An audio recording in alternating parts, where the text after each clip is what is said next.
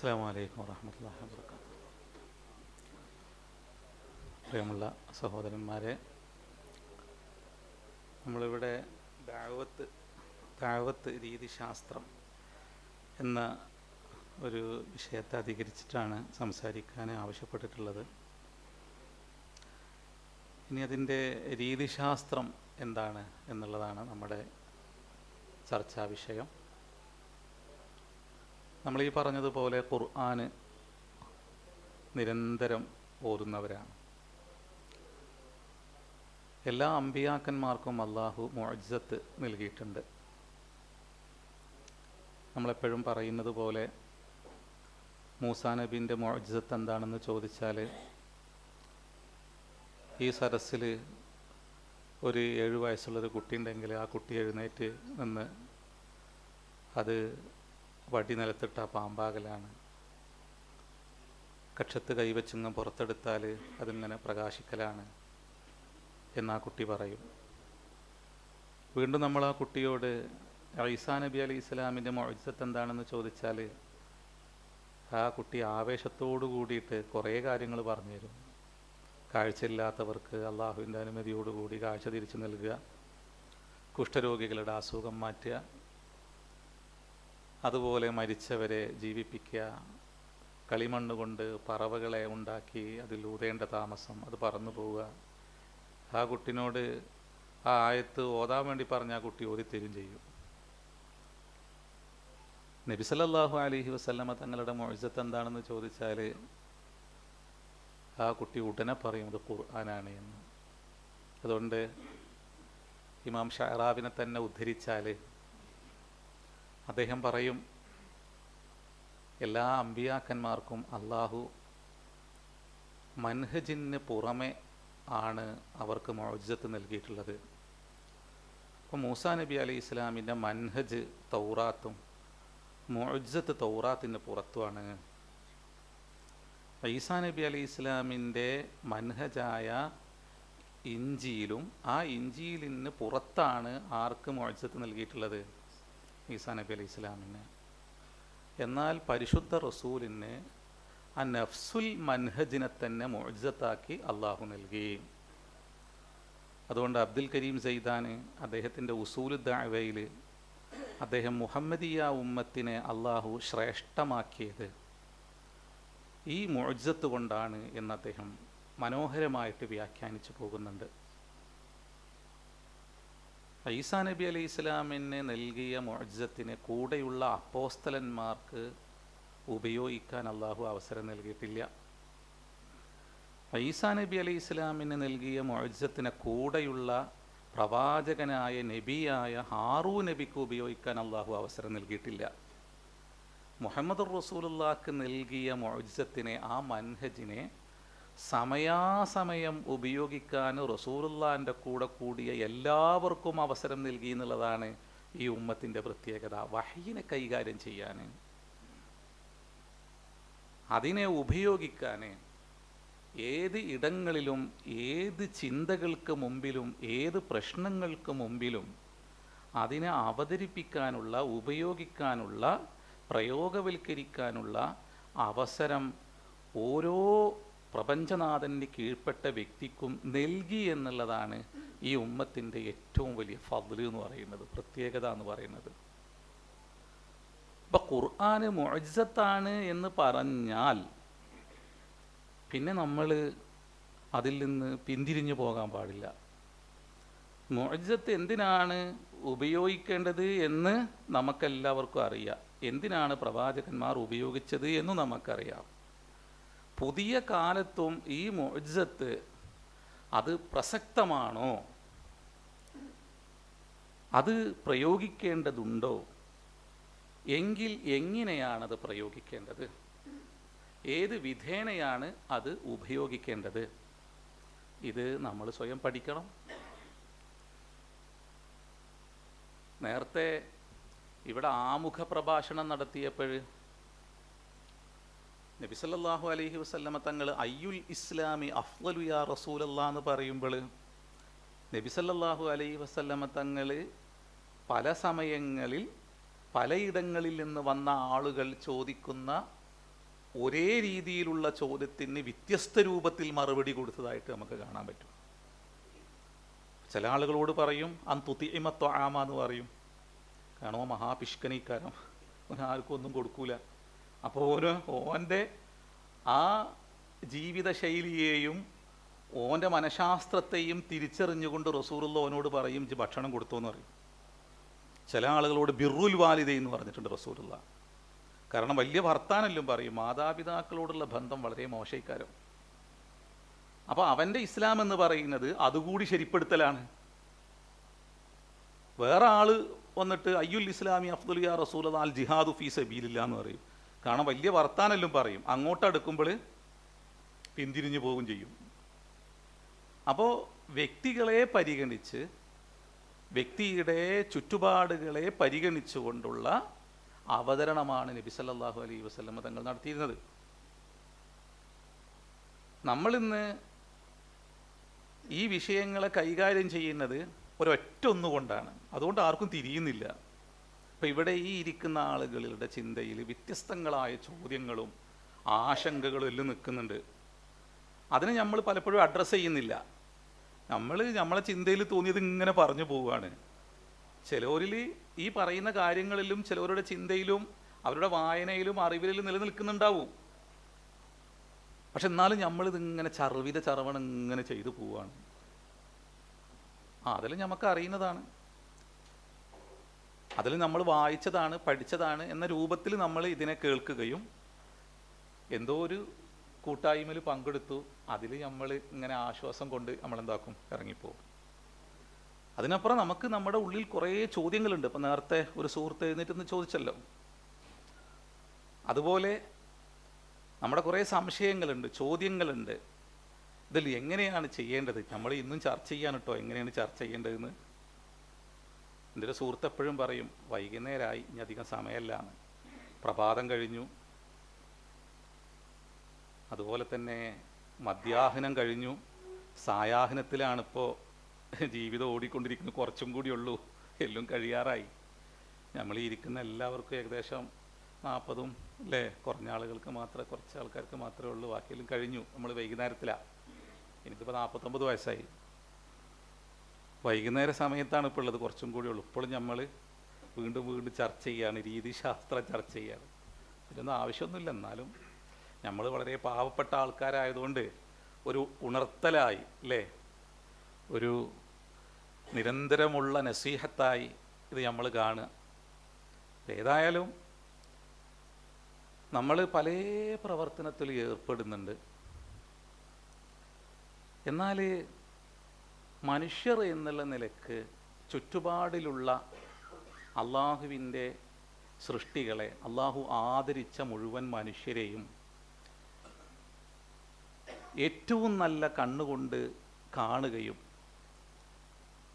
ഏറ്റവും നല്ല സമീപനത്തോടു കൂടി അവരോട് ഇടപെടുകയും ഇടപഴകുകയും അങ്ങനെ അവരെ ചേർത്ത് പിടിക്കുകയും ചെയ്യുന്ന രീതിയും ശൈലിയും നമുക്ക് അന്യമായിട്ടുണ്ടോ എന്നുള്ളത് നമ്മൾ ഈ ദഅവത്ത് എന്ന് പറയുന്ന വിഷയം കൈകാര്യം ചെയ്യുമ്പോൾ നമ്മൾ നന്നായി ആലോചിക്കേണ്ട ഒരു വിഷയമാണ്. നമ്മളിന്ന് മതവാദികളാണ്, വർഗവാദികളാണ്. മതവാദത്തിൻ്റെ ഭിത്തിയിൽ കയറി നിന്നിട്ടാണ് നമ്മൾ ആളുകളെ കാണുന്നത്, നേരത്തെ പറഞ്ഞതുപോലെ. പിന്നെ വർഗവാദം, സംഘടനവാദം, ഇതെല്ലാമാണ് നമ്മളെന്ന് നയിക്കുന്നത്. പ്രവാചകന്മാരെ കൈകാര്യം ചെയ്യുന്ന ഒരു വ്യക്തിയെ സംബന്ധിച്ചിടത്തോളം അവരെ നന്നായി മനസ്സിലാക്കാൻ ശ്രമിക്കുന്ന വ്യക്തികളെ സംബന്ധിച്ചിടത്തോളം പ്രവാചകന്മാരുമായി ചേർന്ന് നിൽക്കുമ്പോൾ നമുക്ക് കിട്ടുന്ന ഒരു സുഗന്ധമുണ്ട്. അതെന്താണെന്ന് വെച്ചാൽ അവരെ പടച്ചോനെ എങ്ങനെയാണോ മനുഷ്യരെ കാണാൻ പഠിപ്പിച്ചത് അതുപോലെ കാണാനും നമുക്ക് സാധിക്കുന്നു എന്നുള്ളതാണ്. അപ്പം മനുഷ്യരെങ്ങനെയാണ് അള്ളാഹു നോക്കിക്കാണുന്നത്? ഫലഖദ് കറംന ബനി ആദമ വഹമൽനാഹും ഫിൽ ബർറി വൽ ബഹരി വറസഖ്നാഹും മിനത് ത്വയ്യിബാതി വഫളൽനാഹും അലാ കസീരിൻ മിമ്മൻ ഖലഖ്ന തഫ്ളീല. ഇത് പ്രവാചകനെ, മനുഷ്യരിൽ മുസ്തഫയായ ഒരു വ്യക്തിയെ മാലാഖമാരിൽ മുസ്തഫയായ ഒരു വ്യക്തിയിലൂടെ കേൾപ്പിക്കുകയാണ്. അപ്പം അതിൻ്റെ വിശുദ്ധി നമുക്കതിലൂടെ വായിച്ചെടുക്കാനാണ്, മനസ്സിലാക്കാനാണ് പറഞ്ഞത്. ആരുടെ വചനാണ്? പ്രപഞ്ചനാഥനായ സർവശക്തനായ അള്ളാഹുവിൻ്റെ വചനാണിത്. അള്ളാഹു എങ്ങനെ മനുഷ്യരെ നോക്കിക്കാണുന്നത്? ഇതിന് ജീവിതം കൊണ്ട് വ്യാഖ്യാനിച്ച പ്രവാചകനാണ് മുഹമ്മദ് റസൂലുള്ള. പറയല്ല, അത് പ്രായോഗിക ജീവിതത്തിൽ നിങ്ങൾ എങ്ങനെയാണ് മനുഷ്യരെ ചേർത്ത് പിടിക്കേണ്ടത് എന്ന് ജീവിതം കൊണ്ട് പഠിപ്പിക്കുകയാണ് പ്രവാചകൻ ചെയ്തത്. അവിടെ ആ പ്രവാചകൻ അതിനു വേണ്ടി ഉപയോഗിച്ച അറബി ഭാഷയിലെ പദപ്രയോഗങ്ങളെ, ശൈലികളെ തികച്ചും തെറ്റായ രൂപത്തിൽ ഉപയോഗിക്കുകയാണെന്ന് നമ്മൾ ചെയ്യുന്നത്. അതുകൊണ്ടാണ് പലപ്പോഴും നമുക്ക് ആ പ്രവാചകന്മാരുടെ ആ ഹൃദയബന്ധം, മനുഷ്യരോട് പുലർത്തിയ ആ സ്നേഹബന്ധത്തെ നമുക്കും അതേ അളവിൽ അല്ലെങ്കിൽ അതിനോട് അല്പമെങ്കിലും ചേർന്ന് നിന്നുകൊണ്ട് നമുക്ക് പ്രയോഗിക്കുവാനോ അത്തരത്തിലുള്ള ഇടപെടൽ നടത്താനോ നമുക്ക് കഴിയാതെ പോകുന്നത്. നമ്മൾ ഇസ്ലാം, മുസ്ലിം, കാഫിർ, മുഷിരിക്ക് എന്ന വാക്കെല്ലാം നിരന്തരം ഉപയോഗിക്കുന്നില്ലേ? ഇതിൽ ചില വാക്കുകൾ സ്ഫോടനാത്മകമായ വാക്കുകളായിട്ട് നമുക്ക് പിറകിൽ നിൽക്കുന്നൊരു സമൂഹം വിലയിരുത്തുന്നില്ലേ? എന്നാൽ ഇത് കേട്ട ആ ഭാഷയിൽ നിപുണരായ ആ സമൂഹം, പ്രവാചകൻ്റെ ചുറ്റുമുള്ള സമൂഹം, ഈ വാക്കുകൾ സ്ഫോടനാത്മകമായ വാക്കുകളാണെന്നോ, ഈ വാക്കിലൂടെ മുഹമ്മദ് സല്ലല്ലാഹു അലൈഹി വസല്ലം ഞങ്ങളെ ആക്ഷേപിക്കുന്നുവെന്നോ അപഹസിക്കുന്നുവെന്നോ പറഞ്ഞതായിട്ട് നമുക്ക് കാണാൻ പറ്റുമോ? ഒരിക്കലും കാണാൻ പറ്റില്ല. കാരണം അവരുടെ ഭാഷയിൽ അവരുടെ സഹോദരപുത്രൻ ഉപയോഗിച്ച വാക്കുകളെ, അതിൻ്റെ ഉള്ളിലുള്ള ആശയതലങ്ങളെ, അർത്ഥതലങ്ങളെ ആത്മാവ് കൊണ്ട് സ്വീകരിച്ചവരാണ് അവർ, അറബികൾ. പക്ഷേ അതനുസരിച്ചുള്ള ജീവിതം ചില ആളുകൾ അതിനെ ആ രൂപത്തിൽ അവരുടെ ജീവിതത്തിൽ ഇംപ്ലിമെൻ്റ് ചെയ്തില്ല എന്നുള്ളതിനപ്പുറം അവർക്ക് അതിൻ്റെ ഉള്ളിലുള്ള ജീവസുറ്റ അർത്ഥത്തെ, ആശയത്തെ അവർക്ക് ബോധ്യപ്പെട്ടിരുന്നു. ബോധ്യപ്പെടാത്ത, അർത്ഥമില്ലാത്ത, ആശയമില്ലാത്ത ഒരു വാക്ക് ഇവിടെ നിന്നുകൊണ്ട് ഇപ്പോൾ ഞാൻ ഉപയോഗിക്കുകയാണെങ്കിൽ എല്ലാവരും പറയും, ഇച്ചങ്ങായി എന്താണ് ഈ പറഞ്ഞുകൊണ്ടിരിക്കുന്നതെന്ന് പറയും. ഇയാൾ പറയുന്നതൊന്നും തിരിയുന്നില്ല എന്ന് പറയും. നമ്മൾ ഈ രൂപത്തിൽ ഇങ്ങനെ നോക്കിയിരിക്കുമോ? എല്ലാവരും ഇറങ്ങിപ്പോവില്ലേ? അപ്പോൾ അറബി ഭാഷ എന്ന് പറയുന്നത് ഇപ്പോൾ നമ്മൾ ഈ പറഞ്ഞുകൊണ്ടിരിക്കുന്നത് പോലെ നമ്മുടെ ഹൃദയവികാരത്തെ പ്രകടിപ്പിക്കുന്ന നമ്മുടെ മലയാള ഭാഷയെ പോലെ, മറ്റു ഏതൊരു ഭാഷയെയും പോലെ നമ്മുടെ ചിന്തയെ, ആശയത്തെ പ്രയോഗിക്കുന്ന, പ്രകടിപ്പിക്കുന്ന ഒരു ഭാഷയാണ്. എല്ലാ ഭാഷയെയും പോലെ ഒരു ഭാഷയാണ്.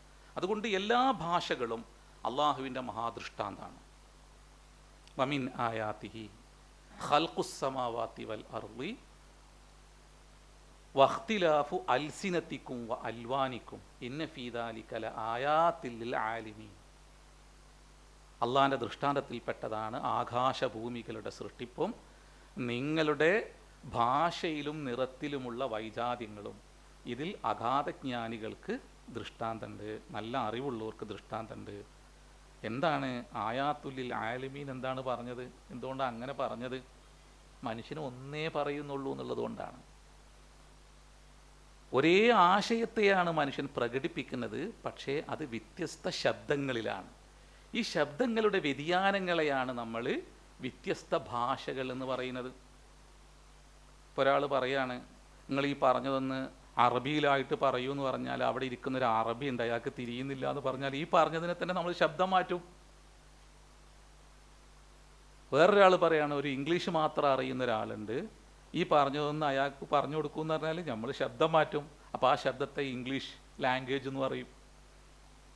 ഒരു ഹിന്ദിക്കാരനുണ്ട് എന്ന് പറയാണ്, ഇതാണ് അദ്ദേഹത്തിന് പറഞ്ഞു കൊടുക്കേണ്ടത്. ഇതിനെ നമ്മൾ വേറൊരു ശബ്ദത്തിൽ ഉപയോഗിച്ചിട്ട് അയാൾക്ക് പറഞ്ഞു കൊടുക്കും. അപ്പം അതിനെ കേൾക്കുന്നവർ പറയും അയാൾ ഹിന്ദി സംസാരിക്കുന്നു എന്ന് പറയും. എന്നാൽ ഈ പറയുന്നതെല്ലാം എന്താണ്?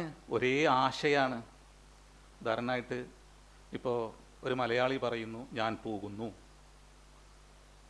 ഒരു ഇംഗ്ലീഷുകാരൻ പറയുന്നു അയാളും ഞാൻ പോകുന്നു തന്നെ പറയുന്നത്, പക്ഷെ വേറൊരു ശബ്ദത്തിലാണ് ഐ ആം ഗോയിങ് പറയുന്നു. ഒരു ഹിന്ദിക്കാരൻ പറയുന്നു മേ ജാ രഹാ ഹൂ എന്ന് പറയുന്നു. ഒരു തമിഴൻ എന്താ പറയുക? കളംബ്രേ എന്ന് അയാൾ പറയുന്നു. ഒരു അറബി അന അദ്ഹബ് അല്ലെങ്കിൽ അന ദാഹിബ്നോ, അയാൾ ആ അവസരത്തിനൊത്ത് അയാളും ഒരു ശൈലി ഉപയോഗിക്കുന്നു. ഒരു വെള്ളത്തിൻ്റെ ബോട്ടിൽ വെച്ചിട്ട് നമ്മളൊരു കുപ്പി വെച്ചിട്ട് കണ്ടോ, അപ്പം നമ്മൾ പെട്ടെന്ന് എന്താക്കി ബോട്ടിൽ എന്ന് പറഞ്ഞു. ഒരു കുപ്പി വെച്ചിട്ട് നമ്മൾ വെള്ളം എന്ന് പറയുന്നു, വേറൊരാൾ വാട്ടർ എന്ന് പറയുന്നു, വേറൊരാൾ പിന്നെ മാ എന്ന് പറയുന്നു, വേറൊരാൾ പാനി എന്ന് പറയുന്നു, വേറൊരാൾ നീര് എന്ന് പറയുന്നു, തണ്ണി എന്ന് പറയുന്നു. ഒറ്റൊരു കാര്യത്തെ ചൂണ്ടി വ്യത്യസ്ത ശബ്ദങ്ങളെ കൊണ്ട് അതിനെ പരിചയപ്പെടുത്തി കൊടുക്കണം. ഞാൻ ഇത്രയും പറഞ്ഞത് ഏതൊരു ഭാഷയിലെ വാക്കിൻ്റെ ഉള്ളിലും ജീവസുറ്റ ഒരു അർത്ഥവും ആശയവും ഉണ്ടാകും. അപ്പം നബി സല്ലല്ലാഹു അലൈഹി വസല്ലമ തങ്ങൾ അഭിമുഖീകരിച്ചത് പ്രവാചകന്റെ ഭാഷയിൽ തന്നെ അതിനിപുണരായ ഒരു സമൂഹത്തോടാണ്. അപ്പം പ്രവാചകൻ അസ്ലിം എന്ന് പറയുമ്പോൾ എന്താണ് ആ വാക്കിലൂടെ പ്രവാചകൻ ഉദ്ദേശിച്ചത്? അറബികൾ എന്താണ് അത് മനസ്സിലാക്കിയത്? നമ്മൾ പറയുന്ന പോലെ മതം മാറുന്നാണോ? മുസ്ലിം ആകുന്ന് പറഞ്ഞാൽ നമ്മളും പറയണത് അവനോട് മതം മാറാൻ വേണ്ടി പറഞ്ഞു എന്നാ. മറ്റോനും മനസ്സിലാക്കണത് എന്താണ്? ഇയാളിനെ മതം മാറ്റുന്നു എന്നുള്ളതാണ്. ഈ ഒരു സങ്കീർണതയിൽ നിന്നുകൊണ്ടാണ് നമ്മൾ അമ്പിയാക്കന്മാരെ ഇന്ന് പഠിക്കുകയും നമ്മൾ വല്ലാതെ ഭയപ്പെട്ട് പേടിച്ച് നമ്മൾ നിൽക്കുകയും ചെയ്യുന്നത്. സത്യത്തിൽ നമ്മൾ തന്നെ തിരിച്ചറിയേണ്ട ഈ വാക്കുകളുടെ എല്ലാം തന്നെ അർത്ഥലോകത്തെ, അതിൻ്റെ മഹത്തായ അർത്ഥവ്യാപ്തിയിലും നമ്മൾ ഉൾക്കൊണ്ടുകൊണ്ടായിരിക്കണം സംസാരിക്കേണ്ടത്. നമുക്ക് തന്നെ പല തെറ്റുകളും പിഴവുകളും സംഭവിച്ചു. നമ്മൾ കൂടിയിരിക്കുമ്പോഴും ഈ വാക്കുകൾ അർത്ഥം പറയാതെ പറയും, പുറത്തു പോയിട്ട് നമ്മൾ പറയും. നമ്മളെ കേൾക്കുന്ന വലിയൊരു ജനസമൂഹം നമുക്ക് പിറകിലുണ്ട്. നന്നായിട്ട് ഇക്കാരെ സംസാരിക്കുക, അതിൻ്റെ ഇടയിൽ പറയും നിങ്ങൾ കാഫിരീങ്ങളെ പോലെ ആകരുതെന്ന് പറയും. അപ്പോൾ ഓനിങ്ങനെ പറയും പടച്ചോൻ ഇത്രയും ഞാൻ കേട്ടു ദൈവമേ, എന്നെ കണ്ട അയാൾ ചീത്ത പറയുന്നത്. ഓൻ്റെ ഭാഷയിൽ കാഫിർ എന്ന് പറഞ്ഞാൽ എന്താണ്? ഒരു ആക്ഷേപ സ്വരാണത്.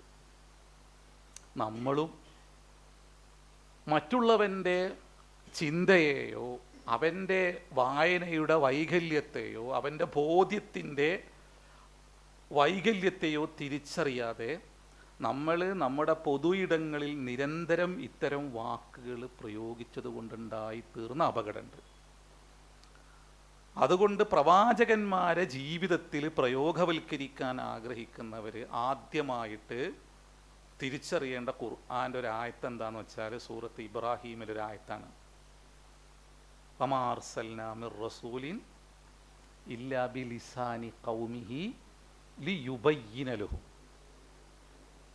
നാം ഏതേത് സമൂഹത്തിലേക്ക് പ്രവാചകന്മാരെ നിയോഗിച്ചിട്ടുണ്ടോ അവരെല്ലാവരും അവരുടെ സമൂഹത്തിൻ്റെ ഭാഷയിൽ സംസാരിച്ചു. എന്തിനാണ് അങ്ങനെ അവരുടെ ഭാഷയിൽ സംസാരിച്ചത്? ലിയുബയ്യിന ലഹും, അവർക്ക് കാര്യം നന്നായി ബോധ്യപ്പെടാൻ വേണ്ടിയിട്ട്. ഈ ആയത്ത് ഓതാൻ തുടങ്ങിയിട്ട് എത്ര കാലമായി? സൂറത്ത് ഇബ്രാഹീം ഹിഫ്ലാക്കിയ ആൾക്കാരേക്കാൾ ഇതിലെല്ലാവരും ഉള്ളത് അല്ലേ? വളരെ ആശയസമ്പുഷ്ടമായ കുറേ കാര്യങ്ങളെ ഒന്നിന് പിറകെ ഒന്നായി പറഞ്ഞു പോകുന്ന ഒരു സൂറത്താണ് സൂറത്ത് ഇബ്രാഹീം. നമ്മങ്ങനെ ചുട്ടെടുക്കും അല്ലാഹു അതിൽ. നമുക്കെപ്പോഴെങ്കിലും നമ്മൾ ചിന്തിച്ചിട്ടുണ്ട് പടച്ചോനെ ഈ ആയത്തിൻ്റെ വെളിച്ചത്തിൽ ഞാനിപ്പോൾ എന്താ കാട്ടിക്കൂട്ടുന്നത്, ഞാൻ എങ്ങനെയൊക്കെയാണ് എൻ്റെ സമൂഹത്തോട് സംസാരിക്കുന്നത് എന്ന്? പടച്ചോനെ ഓൻ്റെ ശ്രേഷ്ഠരായ പ്രവാചകന്മാരെ പഠിപ്പിച്ച രീതിശാസ്ത്രമാണോ ഞാൻ എൻ്റെ പാവപ്പെട്ട സമൂഹത്തിനിടെ ഞാൻ ഉപയോഗിക്കുന്നത് പ്രയോഗിക്കുന്നത് എന്ന് നമ്മൾ എപ്പോഴും ചിന്തിച്ചിട്ടുണ്ടാവും. നമ്മുടെ പ്രശ്നങ്ങൾ തുടങ്ങുന്നത് ഇവിടുന്നാണ്. നമ്മുടെ നാട് പൊതുവെ ഭാഷാപക്ഷപാതിത്വം പേറുന്നൊരു സമൂഹമാണ്. ഈ സമൂഹത്തിൻ്റെ ഇടയിൽ അവർക്ക് തന്നെ തിരിയാത്ത, നമുക്ക് തന്നെ തിരിയാത്ത ഒരു വാക്കിൻ്റെ അർത്ഥം നോക്കാൻ നമ്മൾ 10 തവണ ഡിക്ഷണറി എടുത്ത് മറിച്ച് നോക്കും. എന്നിട്ടാണ് നമ്മളൊരു വാക്ക് പഠിക്കണത് തന്നെ. നമ്മളിതൊന്നും അറിയാതെ നമ്മൾ ഈ മൂക്കില്ലാ രാജ്യത്ത് മുറിമൂക്കൻ രാജാവ് എന്ന് പറഞ്ഞതുപോലുള്ളൊരവസ്ഥയിലാണ് ഇപ്പം നമ്മൾ പെരുമാറിക്കൊണ്ടിരിക്കുന്നത്. ഇത് എല്ലാം ഉണ്ടാക്കിയ വലിയ അപകടമുണ്ട്. സത്യത്തിൽ പ്രവാചകന്മാരെ നന്നായി തിരിഞ്ഞാലുണ്ടല്ലോ നമ്മുടെ ചുറ്റുപാടിലും നമുക്ക് അനുകൂലമാകും, വെറുപ്പ് നീങ്ങിപ്പോകും, മനുഷ്യർക്ക് തിരിയും. ഇത് എൻ്റെ തന്നെ ഉള്ളിലുള്ള കാര്യമാണല്ലോ ഇയാൾ പറയണത്, ഇത് ഞാൻ തന്നെ ഉൾക്കൊള്ളുന്നൊരു കാര്യമാണ് ഈ മനുഷ്യൻ പറഞ്ഞു പോകുന്നതെന്ന് തിരിയും. ഇന്നത് അവർക്ക് തിരിയണില്ല. കാരണം നമ്മൾ ഉപയോഗിക്കുന്ന വാക്കിൻ്റെ അർത്ഥം നമുക്ക് തന്നെ തിരിയണില്ല. നമ്മൾ തന്നെ തെറ്റായിട്ട് എന്തൊക്കെയോ മനസ്സിലാക്കി വെച്ചിരിക്കുന്നു. ആ പാവപ്പെട്ട സമൂഹത്തെ സംബന്ധിച്ചിടത്തോളം ഇതെല്ലാം എന്താണ്, വല്ലാത്തൊരു സ്ഫോടനാത്മകമായ വാക്കുകളാണ്. അതുകൊണ്ടാണ് ചില ആളുകളെല്ലാം നിങ്ങൾ ശ്രദ്ധിച്ചാൽ മതി, ചില സ്വാമിമാർ, ഇപ്പം നമുക്ക് തന്നെ പരിചയമുള്ള ചില സ്വാമിമാരുണ്ട്, അവരെല്ലാം ഈ വാക്കുകൾ അവതരിപ്പിക്കുന്നുണ്ട്. ഇതാ ഈ വാക്കിൽ ഇത് നമ്മളെ കൊല്ലാനും നമ്മളെ ആക്രമിക്കാനും പഠിപ്പിക്കുന്ന വാക്കുകളാണെന്ന് പറഞ്ഞിട്ട്. എങ്ങനെയാണ് അങ്ങനെ ഒരു അവതരണത്തിന് അവർക്ക് പോലും കഴിയുന്നത്? എന്തുകൊണ്ടാണ്? ആരെങ്കിലും തിരുത്തുണ്ടോ? അങ്ങനെയല്ലാന്ന്.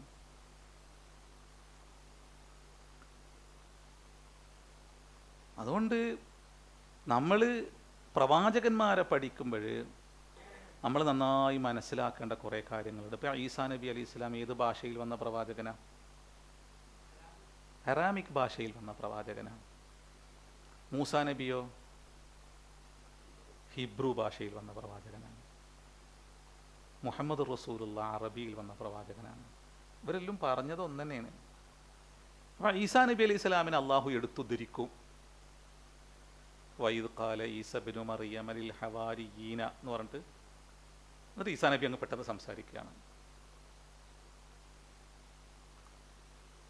വാർസൽന അങ്ങനെയാണ് അല്ല, ഈസാ നബി അലൈഹി സ്വലാമിനെ കുറിച്ച് തന്നെ പറയുമ്പോൾ വറസൂലൻ ഇലാ ബനി ഇസ്രാഈല എന്നിട്ട് പെട്ടെന്ന് ഈസാ നബി അങ്ങ് സംസാരിക്കുക. ഖുർആൻ്റെ ശൈലി ഭയങ്കര മധുരാണ്. പിന്നെ വറസൂലൻ ഇലാ ബനി ഇസ്രാഈല അന്നീ അഖ്ലുഖു ലക്കും മിനത്തീനി കഹൈഅത്തി ത്വയ്രി ഫഅൻഫുഖു ഫീഹി ഫയതീറു ത്വയ്റൻ ബിഇദ്നില്ലാഹ് വഉബ്രിഹുൽ അക്മഹ വൽ അബ്റസ വഉഹ്യിൽ മൗതാ ബിഇദ്നില്ലാഹ്. പിന്നെ വഉനബ്ബിഉകും ബിമാ തഅകുലൂന വമാ തദ്ഖിറൂന ഫീ ബുയൂതികും ഇന്ന ഫീ ദാലിക ലആയത്തൻ ലക്കും ഇൻ കുൻതും മുഅ്മിനീൻ. പെട്ടെന്ന് ഈസാ നബി നീച്ചിട്ട് സംസാരിക്കും. ഇങ്ങനെയാണോ ഈസാ നബി സംസാരിച്ചത്? ഈസാ നബി അറാമിക് ഭാഷയിൽ പറഞ്ഞ ഒന്നിനെ മുഹമ്മദ് റസൂലുള്ളാഹ്ക്ക് അറബിയിലായിട്ട് അള്ളാഹു എന്താക്കുകയാണ്? അതിനെ ട്രാൻസ്ലേറ്റ് ചെയ്ത് കൊടുക്കുകയാണ്, എടുത്തുദ്ധരിച്ചു കൊടുക്കുകയാണ്. അങ്ങനെ പല പ്രവാചകന്മാർ, ഒരു ഇമാം ഇങ്ങനെ ഉദാഹരണമായിട്ട് സൂറത്ത് ആലിംറാനിൽ അങ്ങോട്ട് പോയി കഴിഞ്ഞാൽ ഹൂദിൽ സൂറത്ത് ഹൂദെല്ലാം അങ്ങോട്ട് പോയി കഴിഞ്ഞാൽ നമുക്ക് ലഖദ് അർസൽനാ നൂഹൻ ഇലാ ഖൗമിഹി എന്ന് പറഞ്ഞിട്ട് ഓരോ പ്രവാചകന്മാരെങ്ങനെ പറയണത് കാണാൻ പറ്റും. ഒന്നിന് പിറകെ ഒന്നായിട്ട് ഇങ്ങനെ. ഏതെല്ലാം പ്രവാചകന്മാരാണ് നമുക്ക് നമ്മുടെ ചിന്തയിലൂടെ ഇങ്ങനെ കടന്നു പോകുന്നത്, ഏതെല്ലാം ഭൂമികയാണ് കടന്നു പോകുന്നത്, ഏതെല്ലാം സമൂഹങ്ങളാണ് കടന്നു പോകുന്നത്. ഈ സമൂഹങ്ങളോടെല്ലാം ഒരു ഭാഷയിൽ സംസാരിച്ചു എന്നാണ് നമ്മൾ വിചാരിക്കുന്നത്? അല്ല. എന്നാലും മുഹമ്മദ് റസൂലുള്ളാഹ്ക്ക് അത് ഉദ്ധരിച്ചു കൊടുക്കുമ്പോൾ അതിനെല്ലാം ഇങ്ങ് ട്രാൻസ്ലേറ്റ് ചെയ്ത് കൊടുക്കുകയാണ്. ഇപ്പം നമ്മളിപ്പോൾ അറബിയിൽ ഇപ്പോൾ ഈ പറഞ്ഞതിനങ്ങ് നമ്മൾ സംസാരിക്കാമെന്ന് വിചാരിച്ചോളി. നമ്മൾ മലയാള വാക്കുകളെ നമ്മളെ ചിന്തയിൽ കൊണ്ടുവന്ന് വെച്ചിട്ട് നമ്മളതിനെ ട്രാൻസ്ലേറ്റ് ചെയ്യുക. കാരണം നമ്മൾ പറന്ന് വീണത് ഏത് ഭാഷയിലാണ്? മലയാളത്തിലായതുകൊണ്ട് നമ്മളതിനെങ്ങനെ ട്രാൻസ്ലേറ്റ് ചെയ്യേക്കാറ്. അതുകൊണ്ട് നമുക്കൊരു വാക്ക് കിട്ടില്ല, നമ്മളിങ്ങനെ പെട്ടെന്ന് ആ മലയാളം ഇങ്ങനെ ആലോചിച്ചിട്ട് കേൾക്കാറ് നമ്മളെന്താക്കുക, ആ വാക്കിനെ നമ്മൾ കൊണ്ടുവരിക. അപ്പം നമ്മൾ ഈ പ്രവാചകന്മാരെ മുഹമ്മദ് റസൂലുള്ള ഉദ്ധരിക്കുകയാണ്, ലോകത്തെ പഠിപ്പിക്കുകയാണ്. വിശുദ്ധ ഖുർആന് ഇമാം ഷാറാബി പറയുന്നൊരു വർത്താനുണ്ട്, എന്തുകൊണ്ട് 23 പ്രവാചകന്മാരെ അള്ളാഹു പേരെടുത്തുകൊണ്ട് പറയുന്നു? നബി സല്ലല്ലാഹു അലൈഹി വസല്ലം 24 പ്രവാചകന്മാരെ നബി സല്ലല്ലാഹു അലൈഹി വസല്ലം തങ്ങളെ മാറ്റി വെച്ച് കഴിഞ്ഞാൽ 24 പ്രവാചകന്മാരെ എന്തുകൊണ്ട് പേരെടുത്തുകൊണ്ട് പറയുന്നു? അപ്പോൾ ഈ 24 പ്രവാചകന്മാർ മുഹമ്മദ് റസൂലുള്ളാഹിനെ ഒഴിച്ചു വെച്ചാൽ ഒരു ജീവിതം കൊണ്ട് 24 പ്രവാചകന്മാരുടെ സമൂഹത്തെയും ആ പ്രവാചകന്മാർ ജീവിച്ച ഭൂമികയെയും ഇനി അന്ത്യനാൾ വരേക്കും വരാനിരിക്കുന്ന സമൂഹം ഈ 24 പ്രവാചകന്മാരുടെ ഭൂമികയെ അവരഭിമുഖീകരിക്കുള്ളൂ. ആ സമൂഹം നമുക്ക് ചുറ്റും ഇങ്ങനെ മാറി മറിഞ്ഞുകൊണ്ടേയിരിക്കും. ഓരോ പ്രവാചകന്മാരും അഭിമുഖീകരിച്ച സമൂഹം നമുക്ക് ചുറ്റും ഇങ്ങനെ മാറി മറിഞ്ഞുകൊണ്ടിരിക്കും. ഇന്നത്തെ പുതിയ ലോകത്തേക്കൊന്ന് നോക്കിയാൽ മതി. അവിടെ ലൂത്ത് നബീൻ്റെ സമൂഹത്തെ അങ്ങനെ കാണും, സോലിഹ് നബീൻ്റെ സമൂഹത്തെ കാണും, അതുപോലെ തന്നെ നൂഹ് നബിയുടെ പ്രമാണി വർഗത്തെ ഇങ്ങനെ കാണും, അധികാരി വർഗത്തെ കാണും, അതുപോലെ തന്നെ ഷുഐബ് നബിയുടെ സമൂഹത്തെ കാണും, അതുപോലെ തന്നെ സ്വാലിഹ് നബിയുടെ സമൂഹത്തെ കാണും. നമുക്ക് ചുറ്റും ഇങ്ങനെ നിറഞ്ഞു നിൽക്കുന്നുണ്ട്. ഇവരിങ്ങനെ ഇവരോടല്ലേ എങ്ങനെയാണ് സംസാരിക്കേണ്ടത്? അവരവരുടെ സമൂഹത്തെ ബോധ്യപ്പെടുത്തിയതുപോലെ നമുക്ക് ബോധ്യപ്പെടുത്താൻ നമുക്ക് കഴിയുന്നുണ്ടോ? നമ്മളിതെല്ലാം ഇങ്ങനെ ഉദ്ധരിക്കുകയാണ് ചെയ്യുക, ഈ വാക്കുകളിൽ ഇങ്ങനെ പറഞ്ഞു പോകും. അപ്പം അങ്ങനല്ല. ഇപ്പം നബി സല്ലല്ലാഹു അലൈഹി വസല്ലമ തങ്ങൾ ഈ പ്രവാചകന്മാരെല്ലാം പറഞ്ഞതുപോലെ റസൂലുള്ള വന്നിട്ട് അസ്ലിം എന്ന് പറഞ്ഞു. എല്ലാവരും അങ്ങനെ പറഞ്ഞത്, അസ്ലിം തന്നെയാണ് എല്ലാവരും പറഞ്ഞിട്ടുള്ളത്. അസ്ലിം എന്ന് പറയുമ്പോൾ എന്താണ്? അതിനെ ഭാഷാ പണ്ഡിതന്മാർ വ്യാഖ്യാനിക്കും. അസ്ലിം ഇസ്തസ്ലിം ലി ഹുക്മി റബ്ബിക എന്നാണ് ആ വാക്കിൻ്റെ ഉള്ളിലുള്ളൊരു അർത്ഥം, ആശയം. നിന്റെ റബ്ബിൻ്റെ നിയമത്തിന് നീ കീഴ്പ്പെടൂ എന്നാണ് ആ പറയുന്നത്. ഈ ഹുക്മിനാണ് എന്തെന്ന് പറയുക? ദീന് എന്ന് പറയുക. മുസ്ലിം ഇസ്ലാം എന്ന വാക്കിനെ നിങ്ങൾ എവിടെ നോക്കിക്കോളൂ, അൽ ഇസ്ലാമു ഹുവൽ ഇസ്തിസ്ലാമു എന്ന് വീണ്ടും ഭാഷാ പണ്ഡിതന്മാർ അർത്ഥം പറയും. എന്തിനാ അങ്ങനെ പറയണത്? നമ്മൾ തഫ്സീർ വായിക്കുന്ന ആൾക്കാരാണ്. ഈ വാക്കിനെല്ലാം ഒരു മുഫസ്സിർ അർത്ഥം പറഞ്ഞു പോണില്ലേ? അർത്ഥമില്ലാത്തൊരു വാക്കാണോ ഇതെല്ലാം? അൽ ഇസ്ലാമു ഹുവൽ ഇസ്തിസ്ലാമു, അത് പൂർണ്ണാർത്ഥത്തിലുള്ള കീഴ്വണക്കമാണ്, സമർപ്പണമാണ്. ആയുധം വെച്ച് കീഴടങ്ങാന്നാണ് നമ്മൾ ഡിക്ഷണറിയിലെടുത്ത് നോക്കിക്കഴിഞ്ഞാൽ ഇസ്തിസ്ലാം എന്നുള്ള വാക്കിനർത്ഥം. അപ്പോൾ പിന്നെ അസ്ലമ, സലിമ, അസ്ലമ, സല്ലമ, സല്ലമ അല, തസല്ലമ, ഇസ്തലമ, ഇസ്തസ്ലമ, അങ്ങനെയെല്ലാം ഇങ്ങനെ അതിൻ്റെ ഓർഡർ അനുസരിച്ച് ഇങ്ങനെ നിങ്ങൾ ഡിക്ഷണറി എടുത്ത് നോക്കിക്കഴിഞ്ഞാൽ അങ്ങനെ കാണാൻ പറ്റും. അപ്പോൾ അൽ ഇസ്ലാമു ഹുവൽ ഇസ്തിസ്ലാമു എന്ന് അറബിയിൽ തന്നെ ഭാഷാ പണ്ഡിതന്മാർ അർത്ഥം പറയും. എന്നാൽ നമ്മളെപ്പോഴെങ്കിലും ഇസ്ലാം പറഞ്ഞു എന്ന് അറിയും. ഇസ്ലാം പറഞ്ഞു എന്ന് നമ്മൾ ആരെ മുമ്പിലാണ് പറയുന്നത് സുഹൃത്തുക്കളെ? ഇസ്ലാം എന്നുള്ളത് അതൊരു ഭീകരതയാണ് എന്ന് വിശ്വസിക്കുന്ന ഒരു സമൂഹത്തിൻ്റെ ഇടയിലാണ് നമ്മൾ ഇസ്ലാം പറഞ്ഞു. ആ കേൾക്കുന്ന ആൾക്ക് അത് ഉൾക്കൊള്ളാനേ കഴിയില്ല. ഇസ്ലാം എന്ന് കേൾക്കുമ്പോൾ തന്നെ അതിനെക്കുറിച്ചുണ്ടാക്കിയ വളരെ ഒരു ബാഡ് പിക്ചർ ഉണ്ട് നമ്മുടെ സൊസൈറ്റിയിൽ. ഇന്നിപ്പോൾ നമ്മൾ സ്വാതന്ത്ര്യദിനം ആഘോഷിക്കുകയാണ്. നമ്മുടെ രാജ്യത്തിൻ്റെ, നമ്മുടെ പ്രപിതാക്കൾ രക്തം കൊടുത്ത് മറ്റു ആരേക്കാളും കൂടുതൽ രക്തം നൽകി ജീവൻ നൽകി നേടിയെടുത്ത ഒരു രാഷ്ട്രത്തിൻ്റെ സ്വാതന്ത്ര്യം നടക്കുകയാണ്.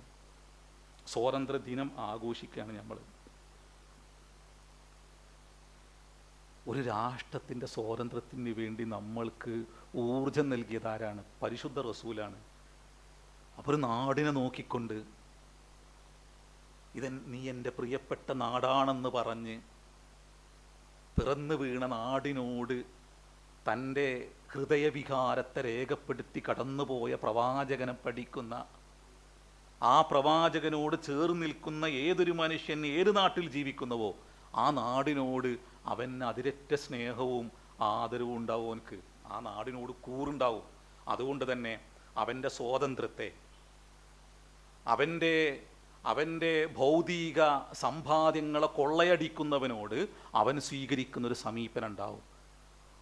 ആ രക്തം നൽകിക്കൊണ്ട് തൻ്റെ രാഷ്ട്രത്തിൻ്റെ സ്വാതന്ത്ര്യത്തിന് വേണ്ടി പടപൊരുതാൻ പ്രവാചകനിൽ നിന്ന് ഉൾക്കൊണ്ട പാഠമാണ് അവർക്ക് പ്രചോദനമായിട്ടുള്ളത്. ആ പ്രവാചകൻ കാണിച്ചു കൊടുത്ത മാതൃകയാണ്.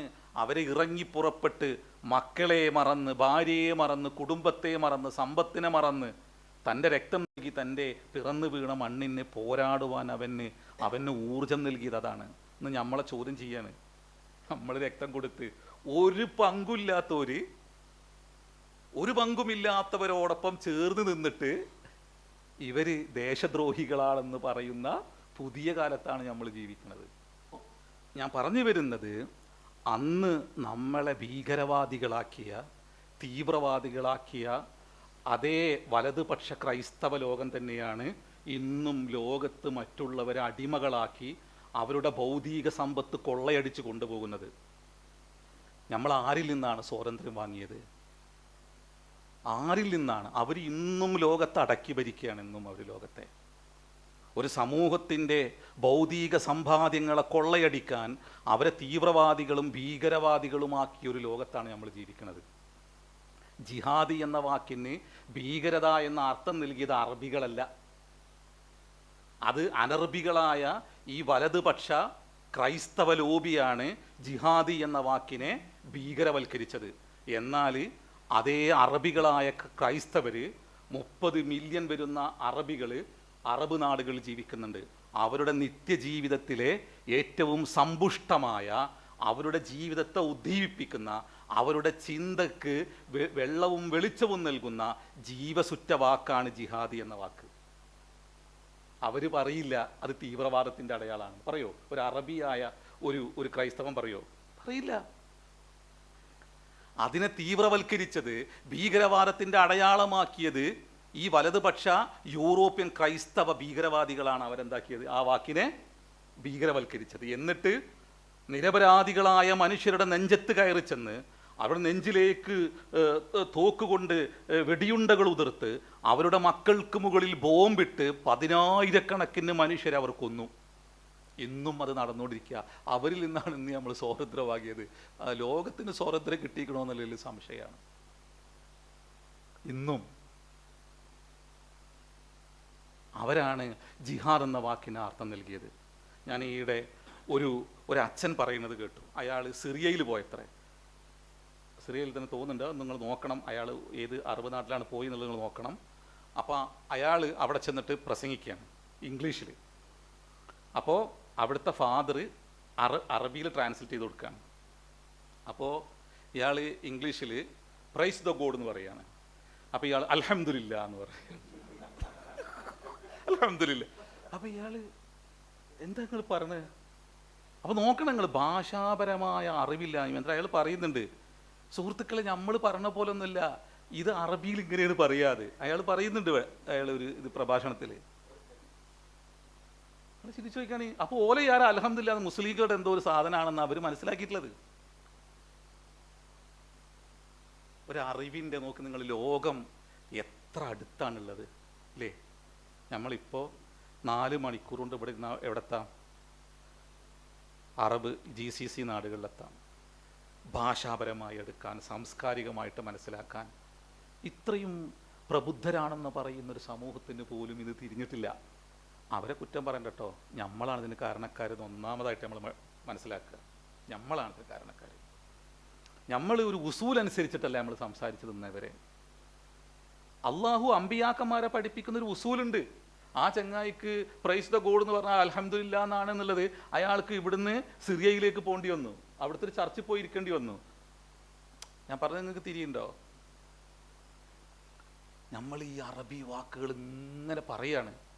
സുഹൃത്തുക്കളെ, ഇതെല്ലാം ഉണ്ടാക്കിയ ഒരു എഫക്റ്റ് ഉണ്ട്, ഒരു വളരെ ഭീകരമായ ഒരു എഫക്റ്റ് ഉണ്ട് സമൂഹത്തിൽ. നമ്മൾ ചിന്തിക്കണില്ല. എത്ര കണ്ട് അള്ളാഹു എന്നുള്ള വാക്ക് കേട്ട് കഴിഞ്ഞാൽ അത് മുസ്ലിങ്ങളുടെ ദൈവമാണെന്ന് വിശ്വസിക്കുന്ന സമൂഹത്തിലല്ലേ നമ്മൾ ജീവിക്കുന്നത്?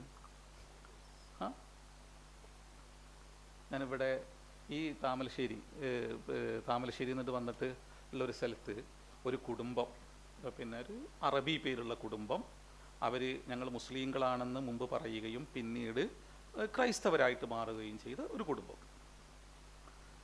അപ്പോൾ ഞാൻ ആ കുടുംബത്തിലെ ഒരു മകള്, അവരുടെ 2 പെൺമക്കൾ, ഒരു ആൺകുട്ടി, ഭർത്താവ്. അവരുടെ ഒരു കുടുംബത്തിൽപ്പെട്ട ഒരാൾക്ക് നമ്മളുമായിട്ട് പരിചയമുണ്ട്. അപ്പോൾ ഞാൻ അവിടുന്ന് വരുമ്പോൾ എന്നോട് പറഞ്ഞു, കുറച്ച് വർഷങ്ങൾക്ക് മുമ്പാട്ടോ, എന്നോട് പറഞ്ഞു, സാഹിബേ എൻ്റെ കുടുംബത്തിൽ ഇന്ന ആൾ ഇങ്ങനെ ആയിട്ടുണ്ട്, നിങ്ങൾക്കൊന്ന് അവർക്കൊന്ന് പറഞ്ഞു കൊടുക്കാൻ പറ്റുമോ? അവരുടെ ഇക്കയോ ആരോ ആണ്, അപ്പോൾ അവർക്ക് ഭയങ്കര വിഷമത്തിലാണ്, സ്വന്തം ഒരു മസ്ജിദിൻ്റെ തൊട്ടടുത്ത് താമസിക്കണ വരും, പിന്നെ വീട്ടിൽ ഭയങ്കര വിഷമമാണ്, ഒന്ന് പറഞ്ഞു കൊടുത്താൽ. അപ്പോൾ ഞാൻ അദ്ദേഹത്തിൻ്റെ വീട് അവരുടെ തൊട്ടടുത്താണ്. അങ്ങനെ ഞങ്ങൾ ഇവരെ കാണാൻ വേണ്ടി പോയി. അപ്പോൾ സൈക്കോളജിക്ക് പഠിക്കുന്ന ഒരു പെൺകുട്ടിയുണ്ട്. 2 പെൺകുട്ടികളും ഒരാൺകുട്ടിയാണ്. അതിൽ മൂത്ത പെൺകുട്ടി സൈക്കോളജിക്ക് പഠിക്കണം. ഞാൻ ആ കുട്ടീനോട് പറഞ്ഞു, മോളെ പിന്നെ യഥാർത്ഥ യഹോവയാണ് എന്ന് പറഞ്ഞു. അള്ളാഹു മുസ്ലിങ്ങളുടെ ദൈവമാണെന്ന് പറഞ്ഞു. മുസ്ലിങ്ങളുടെ ദൈവമാണ്, യഹോവയാണ് യഥാർത്ഥ ദൈവം. ഞാൻ പറഞ്ഞു, മോൾക്ക് അറബി അറിയുമെന്ന് ചോദിച്ചു. ഇതിൽ കൂടുതൽ പറയാനൊന്നുമില്ല. ആ കുട്ടിയുടെ ആകപ്പാടുള്ള സംശയം ഏതാണ്? അള്ളാഹു മുസ്ലിങ്ങളുടെ ദൈവമാണെന്നാണ്. മോൾക്ക് അറബി അറിയുമെന്ന് ചോദിച്ചു. അറബി പഠിച്ചിട്ടുണ്ടെന്ന് പറഞ്ഞു. എന്നാൽ ഞാൻ അറബി ബൈബിൾ എടുത്തുതരാം, മോളൊന്ന് വായിച്ചു നോക്കൂ എന്ന് പറഞ്ഞു. അപ്പോൾ ഈ അറബി ബൈബിൾ എടുത്തിട്ട് ഞാൻ അടിച്ചിട്ട് അതൊന്ന് വായിച്ചു നോക്കുമെന്ന് പറഞ്ഞു. അപ്പോൾ അവിടെ അള്ളാഹു, അപ്പോൾ ഈ കുട്ടി അമ്മ അപ്പോൾ നമ്മൾ മനസ്സിലാക്കിയ തെറ്റാട്ടോ, ഇത് ബൈബിളാണ്, ഇതിൽ പിന്നെ ഈ യഹോവ എന്നുള്ളതല്ല അള്ളാഹു എന്നുള്ളത് തന്നെയാണ്. ഈ പെൺകുട്ടി അതിൻ്റെ ഉമ്മാക്ക് പറഞ്ഞു കൊടുക്കുക. എന്നിട്ട് ആ താത്ത ഉണ്ടല്ലോ അത് എടുത്തിട്ട് ഇങ്ങനെ വായിച്ചു നോക്കുക. അപ്പോൾ മറ്റേ ഇതിൻ്റെ ഭർത്താവ് അത് പിന്നെ സംസാരിക്കാൻ കഴിയില്ല. അപ്പോൾ ഈ പെൺകുട്ടി ഇതിന് പിന്നെ ഈ ആംഗ്യ ഭാഷയിലൂടെ ബോധ്യപ്പെടുത്തി കൊടുക്കുകയാണ്. അപ്പോൾ അദ്ദേഹം എന്തോ പറയുന്നുണ്ട്. പക്ഷെ അൽഹംദുലില്ലാ ആ പെൺകുട്ടികളും പിന്നെ ഞാൻ കേട്ടു, അവർക്ക് നന്നായി പിന്നെ ഇരുന്ന് മനസ്സിലാക്കി കൊടുത്തു. മക്കളെ ഇങ്ങനെയല്ല, എല്ലാ പ്രവാചകന്മാരും അവരുടെ നമ്മൾ ഈ പറഞ്ഞതുപോലെ ഇങ്ങനെ മനസ്സിലാക്കി കൊടുത്തു. പിന്നെ ആ പെൺകുട്ടികളും ഈ കുട്ടിയും ഈ പെണ്ണും പിന്നെന്താക്കി, അവിടുന്ന് അൽഹംദുലില്ലാ മാറി അദ്ദേഹം ആ പഴയ ഇതിൽ തന്നെ തുടർന്നു എന്ന് പറഞ്ഞു എന്നോട്. ഞാൻ എല്ലാം പറഞ്ഞു കൊടുത്തു. അതിനൊരു കാരണമുണ്ട്. നമ്മളിപ്പോൾ സൂറത്ത് കഹ്ഫിനെ കുറിച്ച് പറഞ്ഞില്ലേ, ദുൽഖർനൈനി ഒരു സമൂഹത്തിൽ എത്തുന്നുണ്ട്. വജദ ഇൻദഹ ഖൗമ ലാ യകാദൂന യഫ്ഖഹൂന ഖൗല. കാദ യക്കാദു എന്ന് പറഞ്ഞ എന്താണ്? അവർക്ക് ഇമാം ഷറാവിയുടെ വ്യാഖ്യാനാണ്. പിന്നെ ലാ യകാദൂന യഫ്ഖഹൂന ഖൗല എന്ന് പറഞ്ഞാൽ അവർക്കത് ഒരു നിലക്കും മനസ്സിലാകാത്തൊരു സമൂഹം. അതായത് അവർക്ക് കേൾവി ശക്തി ഉണ്ടായിരുന്നില്ല, സംസാര ശേഷി ഉണ്ടായിരുന്നില്ല. അപ്പോൾ മൂകരും ബധിരരുമായ ഒരു സമൂഹമായിരുന്നു. അള്ളാഹു ഒരു നീതിമാനായ ഒരു ചക്രവർത്തിയെ കൊണ്ടുപോയി ആ സമൂഹത്തെ ചേർത്ത് പിടിച്ചു അവരെ. എന്നിട്ട് ആംഗ്യഭാഷയെക്കുറിച്ച് 90% ആംഗ്യഭാഷയെക്കുറിച്ച് ഖുർആൻ പറയുന്നുണ്ട് എന്ന് പറഞ്ഞിട്ട് ഒരു കിതാബ് തന്നെ ഉണ്ട്. ആംഗ്യഭാഷയെക്കുറിച്ച്. അപ്പം നിങ്ങൾ മനുഷ്യർ മറ്റുള്ളവർ അരികുവൽക്കരിക്കുന്നവരെ ചേർത്ത് പിടിക്കേണ്ടവരാണ് ആര്? പ്രവാചകന്മാരുടെ സമൂഹം. നമ്മൾ ഇങ്ങനത്തെ ആൾക്കാർക്ക് വേണ്ടി എന്തെങ്കിലും നമുക്കുണ്ടോ? എന്ന് ചോദിക്കുക. നിങ്ങൾ വലിയൊരു സമൂഹമുണ്ട് നമുക്ക് പിറകിൽ.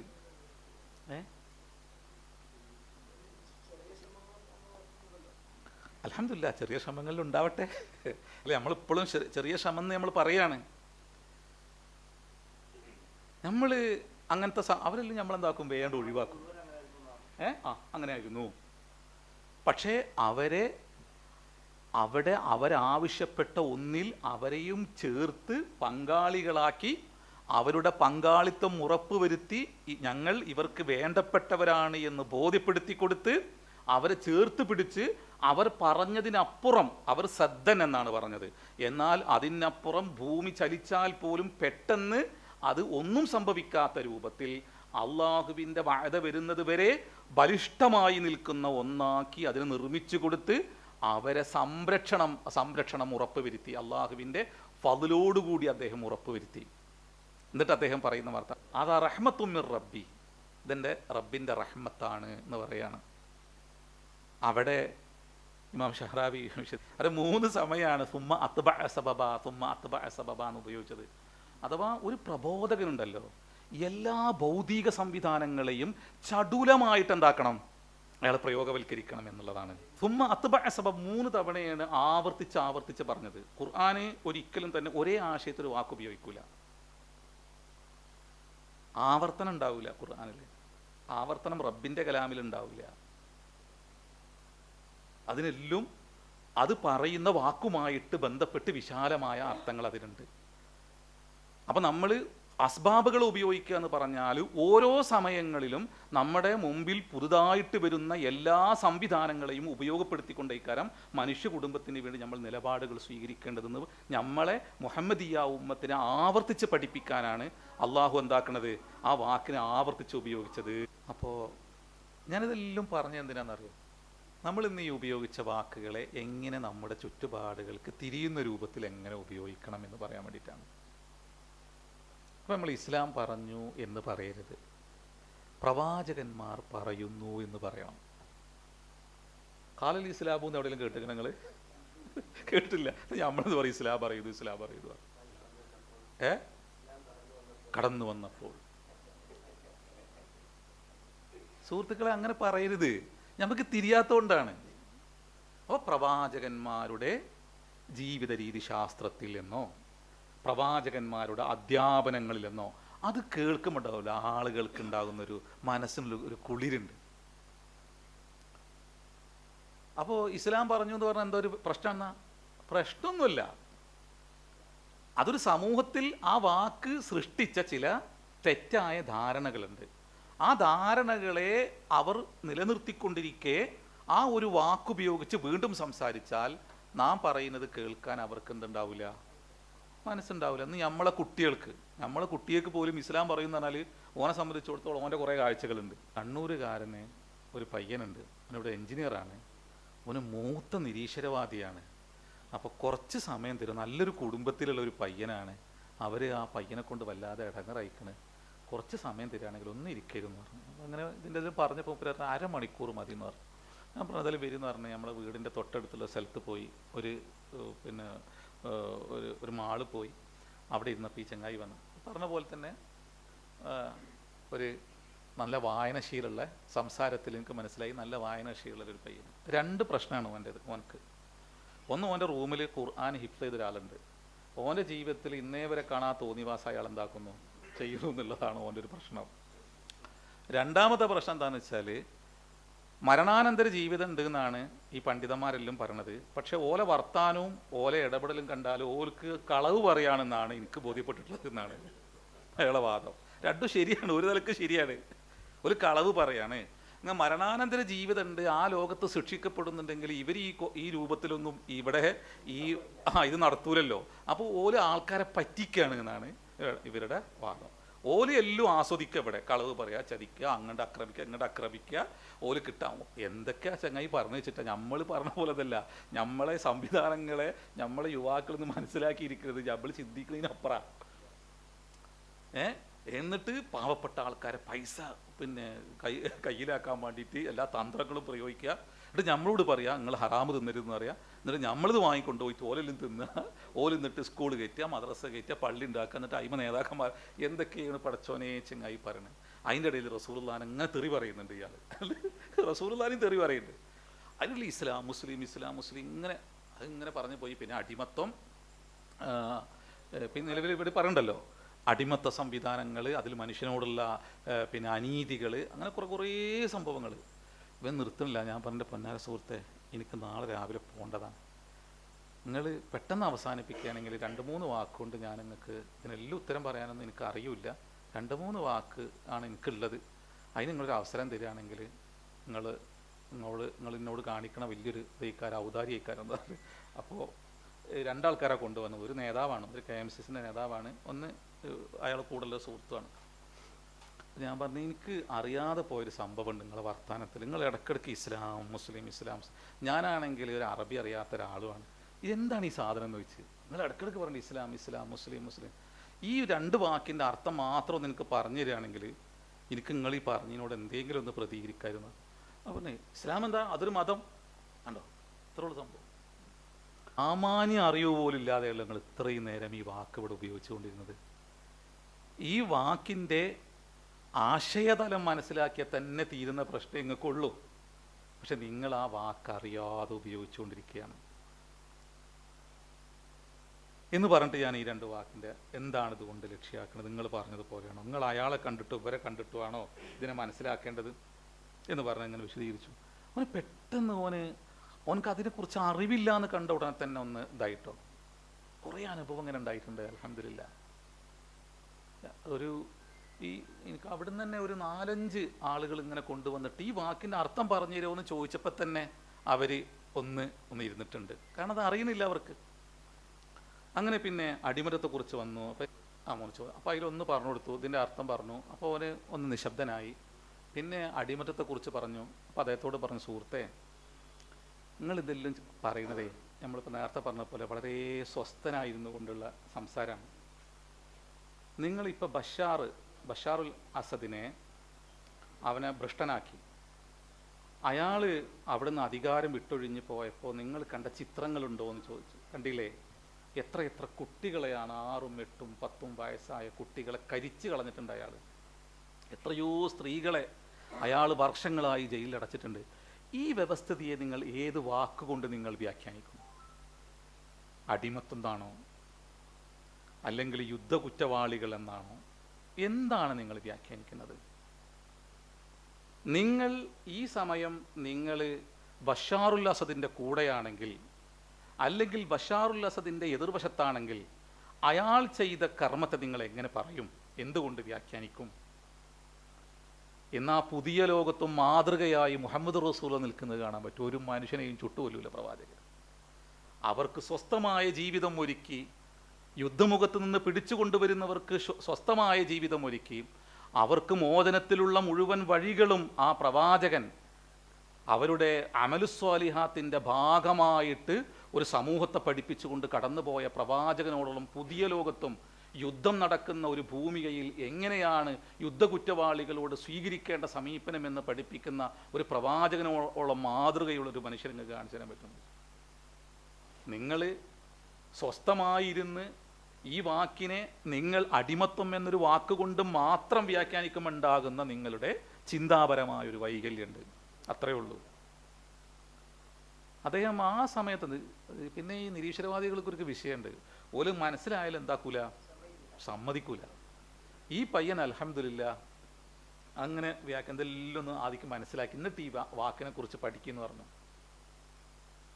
ആ പയ്യന് കുറച്ച് സമയം ഉണ്ടായിട്ട് പറഞ്ഞു, ഞാൻ ഒന്നും ഇങ്ങനെ ചിന്തിച്ചിട്ടില്ല, ഇവരിലും ഇങ്ങനെ കണ്ടപ്പോൾ എൻ്റെ മനസ്സിൽ തോന്നിയൊരു സംഗതിയാന്ന് പറഞ്ഞു. അൽഹംദുലില്ലാ, അള്ളാഹു ആ പയ്യനക്ക് പൂർണ്ണ അർത്ഥത്തിൽ തന്നെ ഹിദായത്ത് അള്ളാഹു കൊടുത്തു എന്ന് തന്നെ പറയാം. ഞാൻ ശേഷം തിരിച്ചു വന്ന സമയം നമ്മളെ ക്ലാസ്സിൽ വരികയും അവിടെ ക്ലാസ്സിൽ ഇരിക്കുകയും നന്നായിട്ട് പിന്നെ കാര്യം ചെറിയ പ്രശ്നം ഉണ്ടാവുള്ളൂ, ചെറിയ പ്രശ്നം. അത് നമുക്ക് ആ രൂപത്തിൽ തന്നെ പുതിയ ലോകവുമായിട്ടെല്ലാം ചേർത്ത് വെച്ചിട്ട് നമുക്ക് വലിയ വർത്താനം ഒന്നും പറഞ്ഞിട്ടൊന്നും ഇതിനെ അവതരിപ്പിക്കേണ്ട ആവശ്യമൊന്നുമില്ല. ചെറിയതുണ്ടാവുള്ളൂ. മനസ്സിലായില്ലേ? നമ്മൾ നന്നായിട്ടൊന്ന് ഇരുന്ന് പഠിക്കണം നന്നായിട്ട്. കാരണം നമ്മളിലൂടെ കുറേ ആൾക്കാർ നാശമായി പോകുന്നുണ്ട്. നമ്മളങ്ങനെ വേഗം നമ്മളങ്ങനെ ചിന്തിക്കുക. ഈ ദീനി എന്ന് പറഞ്ഞാൽ ഇപ്പോൾ അറബി ഭാഷ അറിയുന്നവർക്ക് എല്ലാവർക്കും അറിയാം. ദീനി എന്ന വാക്കിന് കുറച്ചും കൂടി മുബാലകത്തുണ്ട്. രണ്ടും ഒരു അർത്ഥമാണ്. ദാന യദീനു എന്ന് പറഞ്ഞാലും അതിന് ദാന യദീനു എന്ന് പറഞ്ഞാൽ കീഴ്പ്പെട്ടു എന്ന് തന്നെയാണ്, അനുസരിച്ചു എന്നാണ്. ഒരു വാക്കിന് ശരിക്കും അർത്ഥം പറയേണ്ടത് ആരാണ് അർത്ഥം പറയേണ്ടത്? ആ ഭാഷയിൽ പിറന്നു വീണവരല്ലേ. അപ്പോൾ അവരെ നോക്കണം നമ്മൾ, അവരെന്താ അതിന് അർത്ഥം പറഞ്ഞു നോക്കണം, അതേ എടുക്കാൻ പാടുള്ളൂ. അവർ പറയാത്ത വാക്കാണ് നമ്മളിവിടെ ഉപയോഗിക്കുന്നത്. അതെന്താണ് സംഭവം? എനിക്ക് തിരിയാതെ പോയൊരു സംഭവം. എന്താ നമുക്ക് പറ്റിയത്? ഇപ്പൊ ദാന യദീൻ എന്ന് പറഞ്ഞാൽ മുതഅദ്ദിയായ ഫീലല്ലേ അത് ബാഗ് കൊണ്ട് വിട്ട് കിടക്കുന്ന ഒരു ഫീലാണത്. മുതഅദ്ദിയായ ഫീലാണത്. നമ്മളെല്ലാവരും പണ്ഡിതന്മാരാണ് അൽഹംദുലില്ലാ. ദാനബിഹി എന്ന് പറഞ്ഞാൽ എന്താണ്? ദാനലഹു എന്ന് പറഞ്ഞാൽ എന്താണ്? ലാഭം കൊണ്ട് വിട്ടെടുക്കുന്ന ഒരു ക്രിയയാണ്, അത് ഫിയലാണ്. ഇന്നദ്ദീന എന്ന് പറഞ്ഞാൽ അതുകൊണ്ടാണ് നമ്മൾ പറയുന്ന ഒറ്റൊരർത്ഥവും ഒരു അറബി മുഫസ്സിറും പറഞ്ഞിട്ടുണ്ടാവില്ല. നമ്മൾ സങ്കുചിതമായ മനുഷ്യരെ വിഭജിക്കുന്ന, മനുഷ്യരുടെ മനസ്സിൽ അവർ കെട്ടിയൊരു ഭിത്തിയുണ്ട്. ആ ഭിത്തിയെ നിലനിർത്തുന്ന രൂപത്തിലാണ് നമ്മൾ ഈ ഇതിനെല്ലാം ഉപയോഗിക്കുക. പടച്ചോനെ അങ്ങനെ ഉപയോഗിക്കുക. അള്ളാഹു മനുഷ്യൻ എത്ര ഹൃദ്യമായിട്ടാണ് പടച്ചോനെ സ്നേഹിക്കുന്നത്. ഇന്നദ്ദീന എന്താ ഇബ്നു കസീറിന്റെ തഫ്സീർ എടുത്ത് നോക്കിയാണ് ഇന്നദ്ദീന ഇന്നമത്വാഅതു ഇൻദല്ലാഹ് എന്നാണ് അദ്ദേഹം പറയാ. ഇൻദല്ലാഹി അൽ ഇസ്ലാമു. അപ്പോൾ ആ വാക്കിന് അവിടെ വീണ്ടും അർത്ഥം പറയും. രണ്ട് വാക്ക് വന്നല്ലോ. ഇപ്പം നേരത്തെ പിന്നെ ഈമാനെ കുറിച്ച് പറഞ്ഞില്ലേ, ഉസൂലുണ്ട്. നമ്മൾ അതുകൊണ്ടാണ് പണ്ഡിതന്മാർ മുമ്പേ ഉസൂലുണ്ടാക്കി പോയത്. ഇപ്പം നമ്മൾ തഫ്സീറിനെ കുറിച്ച് പറഞ്ഞു. തഫ്സീറിൽ 5 തരത്തിലാണ് വിശുദ്ധ ഖുർആൻ തഫ്സീർ പറഞ്ഞു പോകുന്നത്. ഒന്ന് തഫ്സീറു ബിൽ ഖുർആൻ എന്ന് പറഞ്ഞു. പിന്നെ തഫ്സീറു ബിൽ അഹാദീഥി, തഫ്സീറു സ്വഹാബ, തഫ്സീറു താബിഈൻ, തഫ്സീറുൽ ഉലമ. ഇങ്ങനെയാണ് ഈ തഫ്സീറിൻ്റെ ഈ ശൃംഖല വരുന്നത്. ഈ തഫ്സീറുകളിൽ തന്നെ മഅ്സൂറായ തഫ്സീറും അതുപോലെ തന്നെ തഫ്സീറു ബിർ റഅയി എന്ന് പറഞ്ഞ 2 തരത്തിലായിട്ട് അതിനെ വിഭജിക്കും പണ്ഡിതന്മാർ. ഉസൂലിൻ്റെ പണ്ഡിതന്മാർ വിഭജിക്കും. ഈ ആസാറുകളുടെ തഫ്സീർ എന്ന് പറഞ്ഞാൽ ഈ പറഞ്ഞ 5 ശൃംഖലകളെ ബന്ധിപ്പിച്ചുകൊണ്ട് നടത്തുന്ന ഒന്നിനാണ് ഈ തഫ്സീറു ബിൽ മഅ്സൂരി എന്ന് പറയുക. അങ്ങനെയാണ് ഉസൂൽ തഫ്സീറിലും അഖീദയുടെ പണ്ഡിതന്മാരും അങ്ങനെയാണ് അതിനെ വ്യാഖ്യാനിക്കുക. തഫ്സീറു ബിർ റഅയി എന്ന് പറഞ്ഞാൽ അത് 2 തരത്തിലാണ്. ഒന്ന് തഫ്സീറുൻ മഹ്മൂദുൻ വ തഫ്സീറുൻ മദ്മൂമുൻ എന്ന് പറയും ഉസൂൽ തഫ്സീറിൻ്റെ പണ്ഡിതന്മാർ. മഹ്മൂദായ തഫ്സീർ എന്ന് പറഞ്ഞാൽ നിങ്ങൾക്ക് റഅയി കൊണ്ട് അതിനെ വ്യാഖ്യാനിക്കാം. പക്ഷെ നിങ്ങൾക്ക് എന്തൊരു റഅയിയായ നല്ല അറിവുണ്ടായിരിക്കണം ഭാഷയിൽ, അതുപോലെ തന്നെ ഉസൂലിൽ, പിന്നെ ഫിഖ്ഹുൽ കബീറിൽ നിങ്ങൾക്ക് നല്ല അഗാധ ജ്ഞാനം ഉണ്ടായിരിക്കണം. അങ്ങനെ റഅയി കൊണ്ട് ഒരാളൊരു അഭിപ്രായം പറഞ്ഞാൽ അത് മഹ്മൂദായ തഫ്സീറായിട്ട് പരിഗണിക്കും. അതുകൊണ്ടാണ് ആലൂസിൻ്റെ പിന്നെ റൂഹുൽ മആനി എന്നും അഖീദ പഠിക്കുന്ന ആളുകൾ വായിക്കാൻ പാടില്ല എന്നെല്ലാം അഖീദയുടെ പണ്ഡിതന്മാർ പറയണത്. കാരണം അതിൽ മറ്റു കുറേ സംഗതികൾ ഒരു സ്വതഹിയായ തഫ്സീറിനെ കൊണ്ടുവരും. ആ സ്വതഹിയായ തഫ്സീർ പിന്നെ പലപ്പോഴും ഹദീസുകളുമായിട്ട് അതിനെന്തുണ്ടാവില്ല, ബന്ധം ഉണ്ടാവില്ല. കാരണം ഒരു സംഗതി പറഞ്ഞു കഴിഞ്ഞാൽ തെളിവ് ചോദിച്ചാൽ നമുക്ക് തെളിവ് ഉദ്ധരിക്കാം. ഇപ്പം നമ്മളിവിടെ സംസാരിക്കുന്നുണ്ട്, ഇതിന് തെളിവ് പറയണ്ടേ. ഇതിനെന്താ തെളിവ് എന്ന് വെച്ചാൽ തെളിവ് പറയണം. തെളിവ് നമ്മൾ ചിന്തക്കനുസരിച്ച് ഇങ്ങനെ പറയാം, അങ്ങനെ പറയാൻ പറ്റൂല. കാരണം നമ്മൾ കൈകാര്യം ചെയ്യുന്നത് വഹീനെയാണ് കൈകാര്യം ചെയ്യുന്നത്. അത് നമുക്ക് ഇഷ്ടമുള്ള പോലെ പറയാന്നുള്ളത് പറ്റൂല. അപ്പോൾ അതിനെന്ത് തെളിവ് എന്ന് ചോദിച്ചാൽ ആ തെളിവാണ്ട് ഉദ്ധരിക്കണം.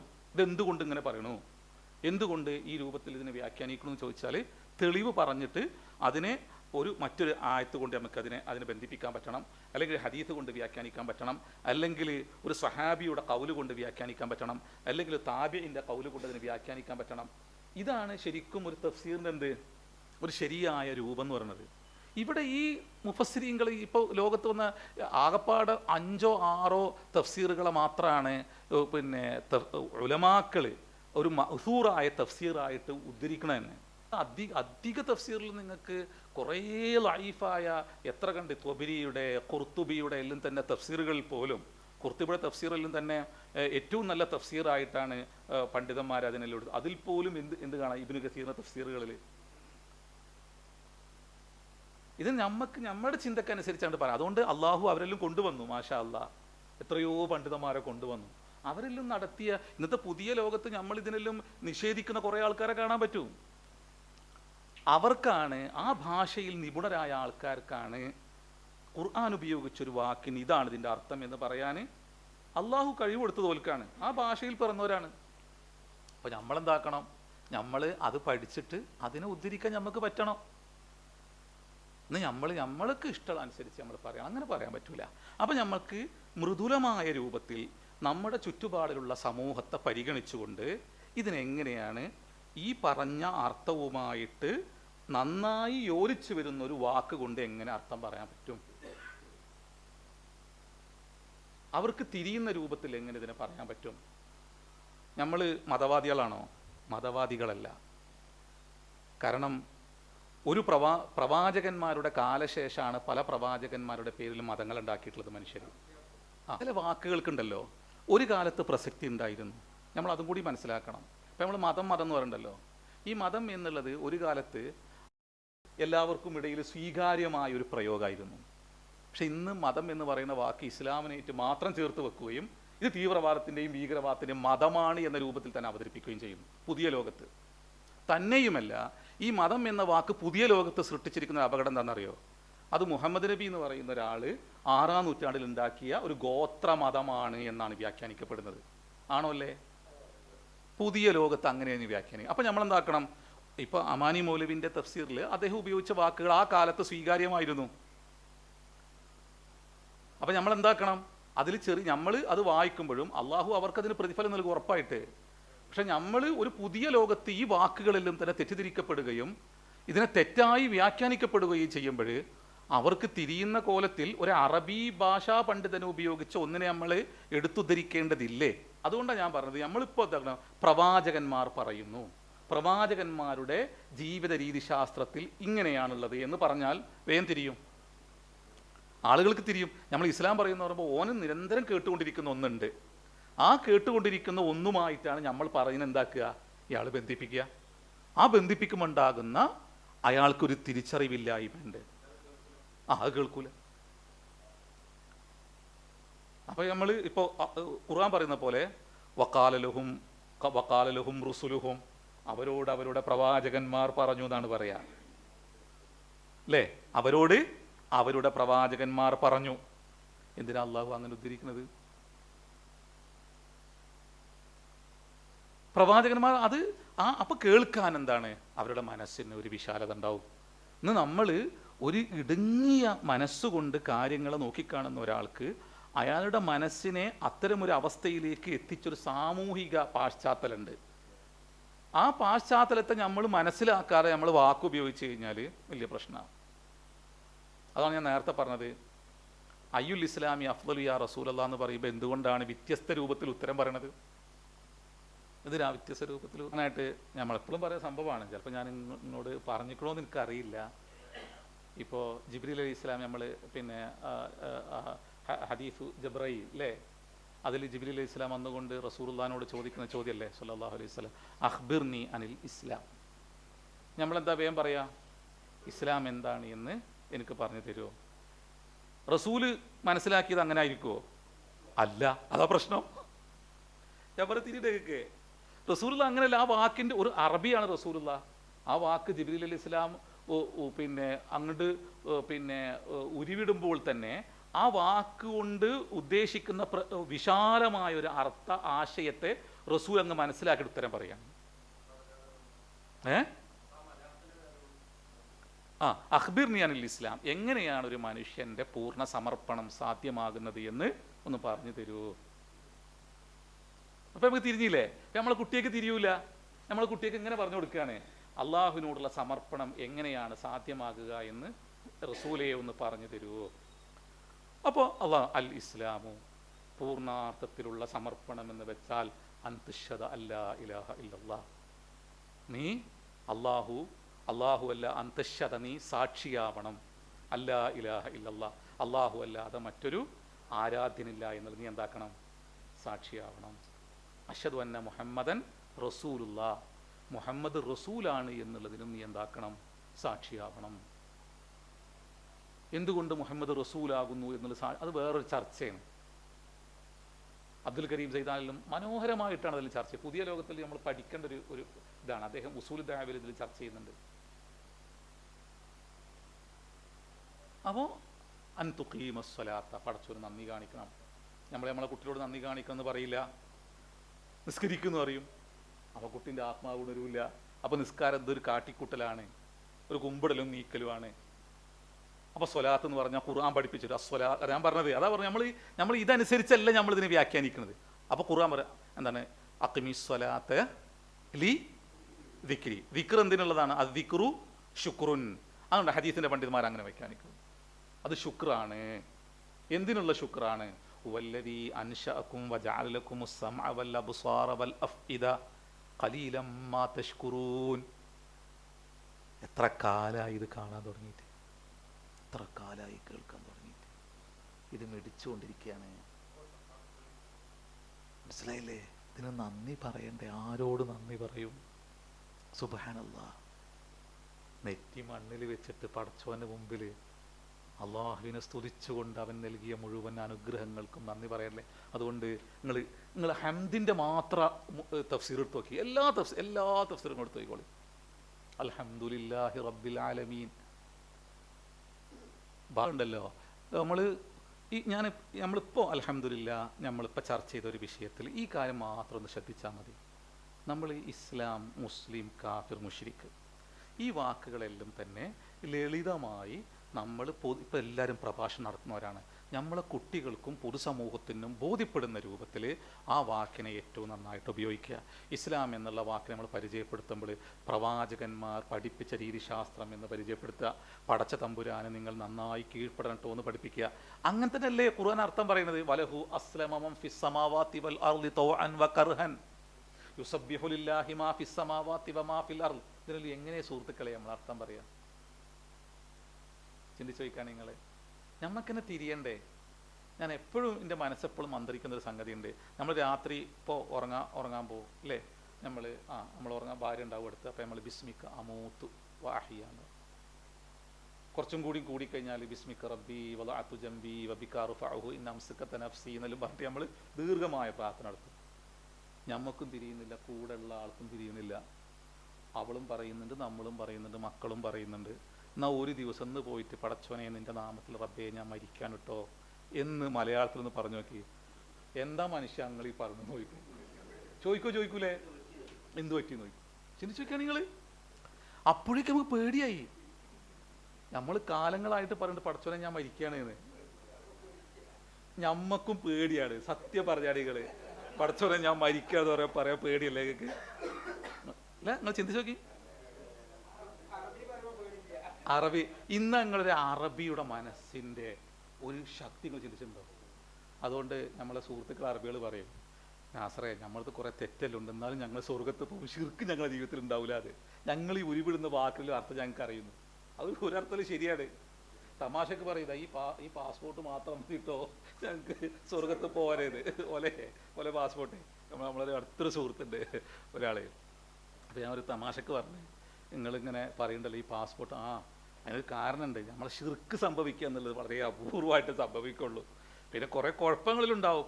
ഞങ്ങൾ പറയുന്ന ഓരോ വാക്ക് ഉരുവിടുമ്പോൾ നമ്മൾ പെട്ടെന്ന് മനസ്സുണ്ടാകുന്നുണ്ട്. ആ സമയത്ത് പെടുന്നതിന് അതിനോട് സമരസപ്പെടുന്നുണ്ട്. നമ്മളെ പ്രശ്നം എന്താണ്? നമുക്ക് ഈ വാക്കിൻ്റെ അർത്ഥം അറിയാത്തതുകൊണ്ട് കുറേ കുഫറും ഷിർക്കും ഖുറാഫാത്തും നമ്മുടെ ജീവിതത്തിലുള്ളത്. അപ്പം നമ്മൾ അതായത് ഞാൻ നേരത്തെ പറഞ്ഞതുപോലെ പറഞ്ഞിട്ട് കാര്യമില്ല. 2 പുസ്തകം എഴുതിയിട്ടുണ്ട് അൽഹംദുലില്ലാ. ഒന്ന് ഉള്ളിൽ പൂക്കുന്ന വാക്കെന്നും, പിന്നെ നമ്മളൊരു ട്രെയിനിൽ ഒരാളോട് സംസാരിച്ച് നമ്മൾ ഒരു 1.5 ദിവസം നീണ്ടുന്നൊരു സംസാരമാണത്. ലക്നൗ ടു കേരള എന്നാണ്. ഇത് രണ്ടിലും ഇന്നിപ്പോൾ ഞാൻ അതിൻ്റെ അവതാരിക എഴുതിയ ആൾ അവിചാരിതമായിട്ട് കണ്ടുകൊണ്ട് മൂപ്പര് പോയത്. അപ്പം മൂപ്പര് വീട് നേരെ മുമ്പിലാണ് അദ്ദേഹം, അതിന് അവതാരിക എഴുതിയ ആൾ. അപ്പോൾ എന്നോട് പറഞ്ഞ സാഹിബ് ഇദ്ദേഹമാണ് ശ്രീധരനുണ്ണി. അപ്പോൾ അദ്ദേഹത്തിന് വീടാതെന്ന് പറഞ്ഞു. അപ്പോൾ പിന്നെ അദ്ദേഹവും അദ്ദേഹത്തിൻ്റെ അമ്മോശം കാക്കും കൂടി ആ വീട്ടിൽ പോയി. അങ്ങനെ അപ്പോൾ മൂപ്പർക്ക് ഓർമ്മയുണ്ട്, നമ്മളെ കുറച്ച് മുമ്പാണല്ലോ നമ്മൾ ആ പുസ്തകം എഴുതിയത്. അപ്പോൾ മൂപ്പര് പറഞ്ഞൊരു വർത്താനം ഉണ്ടെന്ന്, അള്ളാഹു കബൂൽ ചെയ്യട്ടെ അള്ളാഹു. കാരണം നമ്മൾ ഈ എഴുതിയതും പറഞ്ഞൊന്നും തന്നെ നമ്മളതല്ല, അത് ഖുർആനെന്ന് നമ്മൾ കടെടുത്തിട്ട് എഴുതുകയാണ്. അതുകൊണ്ട് നമ്മളതെന്ന് പറയാൻ അതിലില്ല, അസ്തഗ്ഫിറുല്ലാഹൽ അലീം. അപ്പോൾ അദ്ദേഹം പറഞ്ഞൊരു വർത്താനുണ്ട്. ഇത് വായിച്ചപ്പോഴാണ് എനിക്ക് ഖുർആൻ ഒന്നും കൂടി വായിക്കണം തോന്നിയത്. അപ്പോൾ അവതാരിക എഴുതുമ്പോൾ ഖുർആൻ വായിച്ചിട്ടാണ് എഴുതിയത്. അപ്പോൾ സാധാരണഗതിയിലുള്ളൊരു സംഭവമല്ല ഇത്. അതുകൊണ്ട് നമ്മളത് മുഴുവനും നിരാകരിച്ച് നമ്മളെ സമൂഹത്തിൽ തന്നെ മതവാദികളും വർഗവാദികളും എന്നെല്ലാം നമ്മൾ വിശേഷിപ്പിക്കുന്നുണ്ട് അതിൽ, ആ പുസ്തകത്തിൽ തന്നെ. അത് യൂസുഫ് നബി അലൈഹി ഇസ്ലാമിൻ്റെ ഒരു ശൈലി സ്വീകരിച്ചാട്ടോ.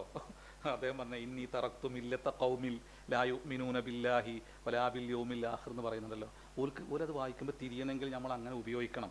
അത് നമ്മളെ സമൂഹത്തെ ആക്ഷേപിക്കലല്ല. പക്ഷേ 2 ആളുകൾ വന്നുകൊണ്ട് അള്ളാഹിനെക്കുറിച്ച് ചോദിക്കുമ്പോഴേ അവർക്കിത് തിരിയണം. കാരണം അവരെന്നെ കൊണ്ടുപോയിട്ട് ആരെ കിണറിലിട്ടത് തന്നെ. അപ്പോൾ ആ സംഭവം അറിഞ്ഞു കഴിഞ്ഞാൽ അപ്പോൾ ഇങ്ങളെ ഇട്ടത് നിങ്ങളെ സഹോദരന്മാരെന്നല്ലേ എന്ന് ചോദിക്കൂലേ? അതിനെന്താക്കണം? ആദിക്കന്നെ അങ്ങ് തടുക്കണം. അപ്പോൾ ഇന്നി തറക്തു മില്ലത്ത ഖൗമിൻ ലാ യുഅ്മിനൂന ബില്ലാഹി വലാ ബിൽ യൗമിൽ ആഖിർ അത് പറഞ്ഞ് തുടങ്ങുകയാണ്. അപ്പോൾ ആദിക്ക് നമ്മളും ആ ശൈലി എല്ലാം സ്വീകരിക്കണം, മനസ്സിലായില്ലേ? എന്നാലേ മറ്റുള്ളവർക്കത് വായിക്കുമ്പോൾ ഇപ്പോൾ നമ്മളെ ഉമ്മത്ത് എന്ത് വിചാരിക്കും? നമ്മളെ ഉമ്മത്ത് നല്ല ഉമ്മത്താണ്, അള്ളാഹു എല്ലാവർക്കും പുറത്തു കൊടുക്കും ഇൻഷാ അല്ലാഹ്. എന്നാലും ഇതിൻ്റെ ഇടയിലെല്ലാം ഇങ്ങനെല്ലാം കുറച്ചെങ്കിലും ഇങ്ങനെയെല്ലാം ആയിട്ട് നിൽക്കണ്ടല്ലോ അല്ലേ? അൽഹംദുലില്ലാ. അതുകൊണ്ട് എന്ത് കുഴപ്പങ്ങളുണ്ടെങ്കിലും നമ്മളിപ്പോൾ സംസാരിക്കുമ്പോൾ നമ്മളിത് പറയണത് നോക്കരുത്. അത് നമുക്ക് തിരിയാൻ വേണ്ടി പറയാണ്. പുറത്തൊരു കാരണവശാലും നമ്മളെ പണ്ഡിതന്മാരെ ആക്ഷേപിക്കുക, പണ്ഡിതന്മാരെ അങ്ങനെ ഒരിക്കലും നമ്മൾ എന്താക്കാൻ പാടില്ല, നമ്മൾ പറയരുത്. കാരണം ഉസൂലുള്ള പണ്ഡിതന്മാരെ നമ്മൾ നിരാകരിച്ചു കഴിഞ്ഞാൽ വലിയ അപകടം ഉണ്ടാവും. ആ അപകടത്തെ നമ്മളെന്താക്കണം? എപ്പോഴും ഭയപ്പെടണം. അപ്പോൾ അവരെ കൂടെ തന്നെ നമ്മളെന്താക്കണം? എപ്പോഴും ചേർന്ന് നിന്നുകൊണ്ട് നമ്മൾ മുന്നോട്ട് പോകണം. പറഞ്ഞു വന്നത് ഈ പറഞ്ഞ വാക്കുകൾക്ക് എങ്ങനെയാണ് ശരിയായ അർത്ഥവും ആശയവും നൽകിക്കൊണ്ട് നമ്മൾ അഭിമുഖീകരിക്കുന്ന ഏതൊരു സമൂഹത്തെയും എങ്ങനെ നമുക്ക് നന്നായിട്ട് ഇത് പറഞ്ഞ് ബോധ്യപ്പെടുത്തി കൊടുക്കാം എന്ന ഒരു ഒരു ചിന്തയും ഒരു വിചാരവും നമ്മൾക്ക് ഉണ്ടാവുക. അതിന് എപ്പോഴാണെന്ന് വെച്ചാൽ ഒരു ഇരുന്ന് നമുക്ക് ഇതെല്ലാം പഠിക്കാൻ പറ്റുന്ന ഒരു വേദി ഒരുക്കുക നന്നായിട്ട്. എന്നിട്ട് ഒരു 10 ആൾക്കാർ പറഞ്ഞു തുടങ്ങിയാൽ മതി. അംർ ഖാലിദിൻ്റെ ഒരു വർത്താനുണ്ട്, സൂറത്തു നംലിൽ ഹുദുഹുദ് വരുന്നുണ്ടല്ലോ. ഹുദുഹുദ് വന്നിട്ട് ഒരു പ്രവാചകനോട് സംവദിക്കുന്ന രംഗം അള്ളാഹു എടുത്തു കാണിക്കുന്നുണ്ട്. എന്തിനാണ് അത് അള്ളാഹു പറഞ്ഞത് എന്നാ? പ്രവാചകനോടല്ലേ വന്ന് ഇന്നി റഅയ്തു ഇംറഅത്തൻ എന്ന് പറഞ്ഞിട്ട് പറയാണ്, ഇന്നി ജിഅ്തു മിൻ സബഇൻ ബിനബഇൻ യഖീൻ. പറയണ തന്നെ യഖീനായ വർത്താനം കൊണ്ട് വരുന്നു എന്നാ പറഞ്ഞത്. നോക്കണങ്ങൾ. അദ്ദേഹം പറയുന്നുണ്ട്, പടച്ചോനെ, ഈ ഉമ്മത്തിൽ 100 ഹുദുഹുദുമാരുണ്ടായിരുന്നെങ്കിൽ ലോകത്തിന്റെ ചിത്രം മാറുമായിരുന്നു. മനുഷ്യനെ കുറിച്ചുള്ള അതിരറ്റ കാരുണ്യം ഉണ്ടല്ലോ, അവനോടുള്ള സ്നേഹമുണ്ടല്ലോ. മനുഷ്യരെല്ലാവരും അള്ളാഹുവിൻ്റെ ശ്രേഷ്ഠ സൃഷ്ടികളാണ് എന്നും പടച്ചവന് ജാതിയില്ല എന്നും മതമില്ല എന്നും അള്ളാഹു അവൻ്റെ ഓരോ സൃഷ്ടികളെയും അതിരറ്റ് സ്നേഹിക്കുകയും അവൻ്റെ കാരുണ്യം കൊണ്ട് പൊതിയുകയും അവരുടെ എല്ലാം തന്നെ ആഖിറം സുഭദ്രമാകണമെന്ന് അവൻ്റെ കാരുണ്യം മുഖേന നിയോഗിച്ച റഹ്മത്തായി വന്ന പ്രവാചകന്മാരിലൂടെ അള്ളാഹു ആഗ്രഹിക്കുന്നു എന്നും നമ്മൾ നിരന്തരം വായിക്കുകയും പഠിക്കുകയും ചെയ്യുന്നവരാണ് നമ്മൾ. അതുകൊണ്ട് ഇമാം ഖുർത്തുബി റഹ്മത്തിനെ വ്യാഖ്യാനിക്കുന്നതോട് അദ്ദേഹത്തിൻ്റെ ഒരു വ്യാഖ്യാനമുണ്ട്. മാ അർസൽനാക ഇല്ലാ റഹ്മത്തൽ ലിൽ ആലമീൻ എന്ന് പറയുന്നതിനെ അദ്ദേഹം വ്യാഖ്യാനിക്കുമ്പോൾ പറയും, ഖുലിഖൽ അംബിയാഉ ലിർറഹ്മതി മുഹമ്മദുൻ സ്വല്ലല്ലാഹു അലൈഹി വസല്ലം ഖുലിഖ ബിനഫ്സിഹിർ റഹ്മ. എല്ലാ പ്രവാചകന്മാരെയും കാരുണ്യത്തിന് വേണ്ടി അള്ളാഹു കൊണ്ടുവന്നു. മുഹമ്മദിനെ കാരുണ്യമായി കൊണ്ട് തന്നെ അള്ളാഹു സൃഷ്ടിച്ചു എന്ന് ഇമാം ഖുർത്തുബി റഹ്മത്തിനെ വ്യാഖ്യാനിക്കുന്നിടത്ത് പറയുന്നുണ്ട്. മഹാകാരുണ്യാണ് സുഹൃത്തുക്കളെ. ഈ സക്കീർ സാഹിബ് പറഞ്ഞ് അവസാനിപ്പിച്ചൊരു ഭാഗമുണ്ടല്ലോ, അന്ത്യനാൾ എന്ന് പറയുന്നത്. സുഹൃത്തുക്കളെ, നമ്മൾ മുഹമ്മദും രാമനും ജോർജും അമ്മിണിയും ഫാത്തിമയും രാധയും എല്ലാം യൗമുൽ ഖിയാമയിൽ പോയി നിൽക്കും. ആ ലോകത്തെ നേരിട്ട് അനുഭവിച്ചവരാണ് പ്രവാചകന്മാർ. ഭൂമിയിൽ ഹഖീഖത്തിൻ്റെ ലോകത്ത് നിന്നുകൊണ്ട് മാത്രം സംസാരിച്ചവരാണ് പ്രവാചകന്മാർ. നമ്മെപ്പോലെ ഊഹങ്ങളിൽ നിന്ന് വിഷയങ്ങളെ കൈകാര്യം ചെയ്തവരല്ല പ്രവാചകന്മാർ. മരണാനന്തരം മനുഷ്യനെ എങ്ങനെയാണ് ജീവിപ്പിക്കുക എന്ന് ചോദിച്ചൊരു പ്രവാചകനെ നമ്മൾ വായിക്കുന്നുണ്ട് ഖുർആനിൽ. വഇദ് ഖാല ഇബ്രാഹീമു റബ്ബി അരിനി കൈഫ തുഹ്യിൽ മൗത. പടച്ചോനെ, എങ്ങനെയാണ് മരിച്ചവരെ ജീവിപ്പിക്കുക എന്ന് ചോദിച്ചപ്പോൾ എങ്ങനെയാണ് ഞാൻ മരിച്ചവരെ ജീവിപ്പിക്കുക എന്ന് കാണിച്ചു കൊടുത്തിട്ട് അല്ലാഹു വഅലം അന്നല്ലാഹ അലീമുൻ ഹക്കീം എന്നാണോ അതിൻ്റെ, അസീസുൻ ഹക്കീം, അള്ളാഹു മഹാപ്രതാപശാലിയാണ് എന്ന് പറഞ്ഞുകൊണ്ട് ആ ആയത്ത് അവസാനിക്കുന്നുണ്ട്. അമ്പിയാക്കന്മാർ വന്നത് മതം പറയാനല്ല, ഇന്ന് നമ്മൾ പറയുന്ന പോലെ മനുഷ്യരെ വിഭജിക്കാനല്ല, അള്ളാഹുവിനെ എങ്ങനെ നിങ്ങൾ കീഴ്പ്പെടണം എന്ന് പറയാൻ വേണ്ടി, പഠിപ്പിക്കാൻ വേണ്ടി വന്നവരാണ് അമ്പിയാക്കന്മാർ. നമ്മൾ മതം എന്ന് പറയുമ്പോൾ ഞാനത് അതിനെ തിരുത്താൻ വേണ്ടിയിട്ട് അങ്ങനെ പറയുകയാണേ. എങ്ങനെ നിങ്ങൾ പടച്ചോന് കീഴ്പ്പെട്ട് ജീവിക്കണം, എന്തുകൊണ്ട് നിങ്ങൾ കീഴ്പ്പെടണമെന്നറിയോ? അതുകൊണ്ട് ഈ ദഅവത്തിൻ്റെ ഉസൂലിൻ്റെ പണ്ഡിതന്മാർ പറയും, ഒരു പ്രവാചകനും അള്ളാഹു ഉണ്ടെന്ന് പറയാൻ വേണ്ടി വന്നിട്ടില്ല. അള്ളാഹു ഉണ്ടെന്നുള്ളത് മനുഷ്യൻ്റെ ഫിത്രത്താണ്. അതുകൊണ്ട് വല ഇൻ സഅൽതഹും മൻ ഖലഖസ് സമാവാതി വൽ അർള വല ഇൻ സഅൽതഹും മൻ നസ്സല മിനസ് സമാഇ മാഅൻ വല ഇൻ സഅൽതഹും മൻ സഖറ അശ്-ശംസ വൽ ഖമർ. നീ ഇങ്ങനെ പോയി ചോദിച്ചു നോക്കൂ, ആരാണ് ആകാശഭൂമികളെ സൃഷ്ടിച്ചവൻ, ആരാണ് ആകാശങ്ങൾ നിങ്ങൾക്ക് മഴ വർഷിപ്പിക്കുന്നവൻ, ആരാണ് സൂര്യനെയും ചന്ദ്രനെയും നിങ്ങൾക്ക് കീഴ്പ്പെടുത്തിയവൻ എന്ന് പോയി ചോദിച്ചു നോക്കൂ. അവർ പറയും ലയഖൂലുന്നല്ലാഹ് ലയഖൂലുന്നൽ അസീസുൽ അലി എന്ന് പറയും. അത് മനുഷ്യൻ്റെ ഫിത്രത്താണ്. വൈദാ മസ്സൽ ഇൻസാന ദുർറു ദഅാനാ ലിജംബിഹി ഖായിമൻ ഔ ഖായിദ ഫലമ്മാ കശഫനാ അൻഹു ദുർറഹു മർറ കഅല്ലൻ യദഉനാ ഇലാ ദുർറിൻ മസ്സഹു കദാലിക സുയ്യിന ലിൽ മുസ്രിഫീന മാ കാനൂ യഅമലൂൻ. മനുഷ്യൻ്റെ പ്രകൃതാണ്. പിന്നെ അള്ളാൻ്റെ അമ്പിയാക്കന്മാർ എന്തിനാ വന്നത്? മനുഷ്യൻ ഉണ്ടെന്ന് പറയുന്ന, ഇഅ്തിറാഫ് ചെയ്യുന്ന, പ്രപഞ്ചത്തിൻ്റെ നാഥനായ സർവശക്തനായ അള്ളാഹുവിൻ്റെ അളമത്തിനെ ബോധ്യപ്പെടുത്തി കൊടുക്കാൻ വേണ്ടി വന്നവരെല്ലാം അമ്പിയാക്കന്മാരും. ആ അളമത്തിലെ ഏറ്റവും മനുഷ്യൻ ഗാഠമായിട്ട് ഉൾക്കൊള്ളേണ്ട ഒന്നാണ് മരണശേഷം നിങ്ങൾക്ക് ജീവിതമുണ്ട് എന്നുള്ള പാഠം.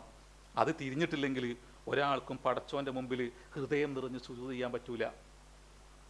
മരണാനന്തര ജീവിതത്തെക്കുറിച്ച് ബോധ്യപ്പെട്ടിട്ടില്ലെങ്കിൽ ഒരാൾക്കും സുജൂദ് ചെയ്യാൻ പറ്റൂല. അത് നന്നായി ബോധ്യപ്പെട്ടവരാണ് പ്രവാചകന്റെ കൂടെ നിൽക്കുന്നവർ. ഒരു സ്വഹാബി വന്നുകൊണ്ട് റസൂലുള്ളാഹിനോട് ണ്ട്, റസൂലെ, ഞാൻ ഈ ശരീരത്തിൽ നിന്നും അങ്ങ് മാറിപ്പോയി കഴിഞ്ഞാൽ ഈ ശരീരം മണ്ണായി പോകില്ല റസൂലെ. അള്ളാന്റെ റസൂല് പറഞ്ഞ സത്തുബില, ഇത് മുഴുവനും ദ്രവിച്ചു പോകും. ഇല്ല അജബുദ്ദനബി, നിന്റെ വിത്തൊഴിച്ച്. നമുക്ക് നമ്മുടെ ഭാഷയിൽ അതിനെ വിത്തെന്ന് വിശേഷിപ്പിക്കാം. കാരണം വിശുദ്ധ ഖുർആന് സൂറത്ത് നൂഹിൽ നിങ്ങളെ വിത്തിൽ നിങ്ങൾ എഴുന്നേൽപ്പിക്കുമെന്ന് പറയുന്നുണ്ട്. ബുഖാരിയിലേക്കൊന്ന് കണ്ണോടിച്ചു കഴിഞ്ഞാൽ എങ്ങനെയാണ് മനുഷ്യ വിത്തിൽ നിന്നും മനുഷ്യനെ അള്ളാഹു ഉയിർക്കൊള്ളിക്കുന്നത് എന്ന് പരിശുദ്ധ റസൂല് പറയുന്നുണ്ട്. ഈ പ്രപഞ്ചത്തെ അള്ളാഹു ഉടച്ച് ഇതിനെ മുഴുവനും തരിശ് ഭൂമിയാക്കി മനുഷ്യ വിത്തുകളെ മുഴുവനും അതിൻ്റെ മുകളിൽ കൊണ്ടുവന്ന് വെക്കുമെന്ന് പരിശുദ്ധ റസൂല് പറയുന്നുണ്ട്. എന്നിട്ട് സയുൻസിലുല്ലാഹു മിനസ്സമാഇ മാഅൻ, അള്ളാഹു വാനലോകത്തിൽ നിന്നൊരു മഴ വർഷിപ്പിക്കും. നമ്മൾ നടുന്ന വിത്തുകൾ മുളക്കാൻ മാത്രമല്ല മഴ ആവശ്യമുള്ളത്, വെള്ളം ആവശ്യമുള്ളത്. നമ്മുടെ തന്നെ വിത്ത് മുളക്കാൻ വെള്ളം ആവശ്യമാണെന്ന് പരിശുദ്ധ റസൂല് പറഞ്ഞു വെക്കുന്നുണ്ട് കേട്ടോ. സയുൻസിലുല്ലാഹു മിനസ്സമാഇ മാഅൻ, അള്ളാഹു വാനലോകത്തിൽ നിന്ന് മഴ വർഷിപ്പിക്കും. ഫയംബുതൂന കമാ യംബുതുൽ ബഖ്ലു, വിത്തുകൾ മുളച്ചു പൊന്തുന്നത് പോലെ നിങ്ങൾ ഞെടിയിടയിൽ മുളച്ചു പൊന്തുമെന്ന് പരിശുദ്ധ റസൂല് നമ്മെ പഠിപ്പിക്കുന്നുണ്ട്. അതിനാൽ എത്ര ദ്രവിച്ചു പോയാലും നമ്മുടെ ആദ്യ സെല്ല് ഒരിക്കലും നശിക്കില്ല. പുതിയ ലോകത്ത് ക്ലോണിങ്ങിനെ കുറിച്ച് പറയുന്നവരാണ് നമ്മൾ. ഒരു മനുഷ്യൻ്റെ സെല്ല് ഉരുത്തിരിച്ചെടുത്ത്, ഒരു ജീവിയുടെ സെല്ല് ഉരുത്തിരിച്ചെടുത്ത് അതിലൂടെ ഡോളിയെ സൃഷ്ടിച്ച പുതിയ ലോകത്ത് ജീവിക്കുന്നവരാണ് നമ്മൾ. അത് ഉരുത്തിരിച്ചെടുക്കാൻ ബില്യൺ ഡോളർ ചെലവഴിക്കേണ്ടി വന്നു. ഒന്നേ മനുഷ്യൻ ഉണ്ടാക്കിയതുള്ളൂ, ഒരു ഡോളിയെ സൃഷ്ടിച്ചുള്ളൂ. ആ പുതിയ ലോകത്ത് നിന്നുകൊണ്ടാണ് നമ്മൾ അന്ത്യനാളിനെ വായിക്കുകയും കേൾക്കുകയും ചെയ്യുന്നത്.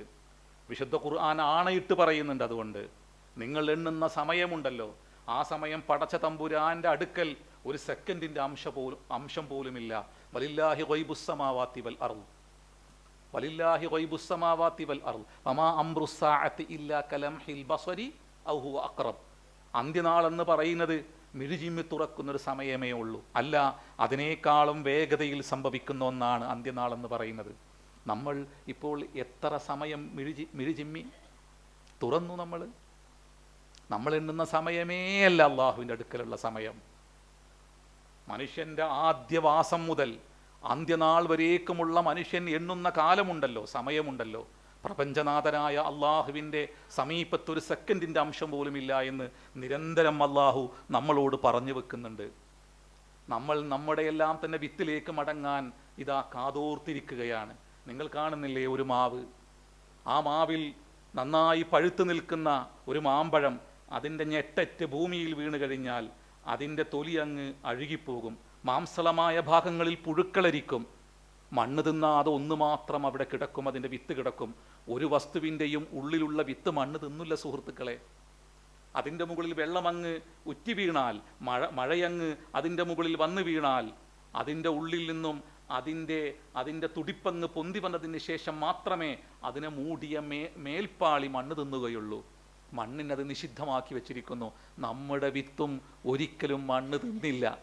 ആ വിത്തിൻ്റെ ഉള്ളിൽ നിന്ന് രൂപപ്പെട്ട ഈ ഒന്നുണ്ടല്ലോ, അതുകൊണ്ടാണ് അള്ളാഹു ചോദിക്കുന്നത്, നഹ്നു ഖലഖ്നാകും ഫലൗലാ തുസദ്ദിഖൂൻ, നിങ്ങളെ നാം ഈ രൂപത്തിലേക്ക് പരിവർത്തിപ്പിച്ചില്ലേ, നിങ്ങൾ എന്തുകൊണ്ടാണ് നിങ്ങളുടെ സൃഷ്ടാവായ പ്രപഞ്ചത്തിൻ്റെ നാഥനെ നിങ്ങൾ തിരിച്ചറിയാതെ പോകുന്നത്? അഫറഅയ്തും മാ തുംനൂൻ, ആ രേതസ് ബിന്ദുവിനെ കുറിച്ച് നീ എന്ത് പറയുന്നു?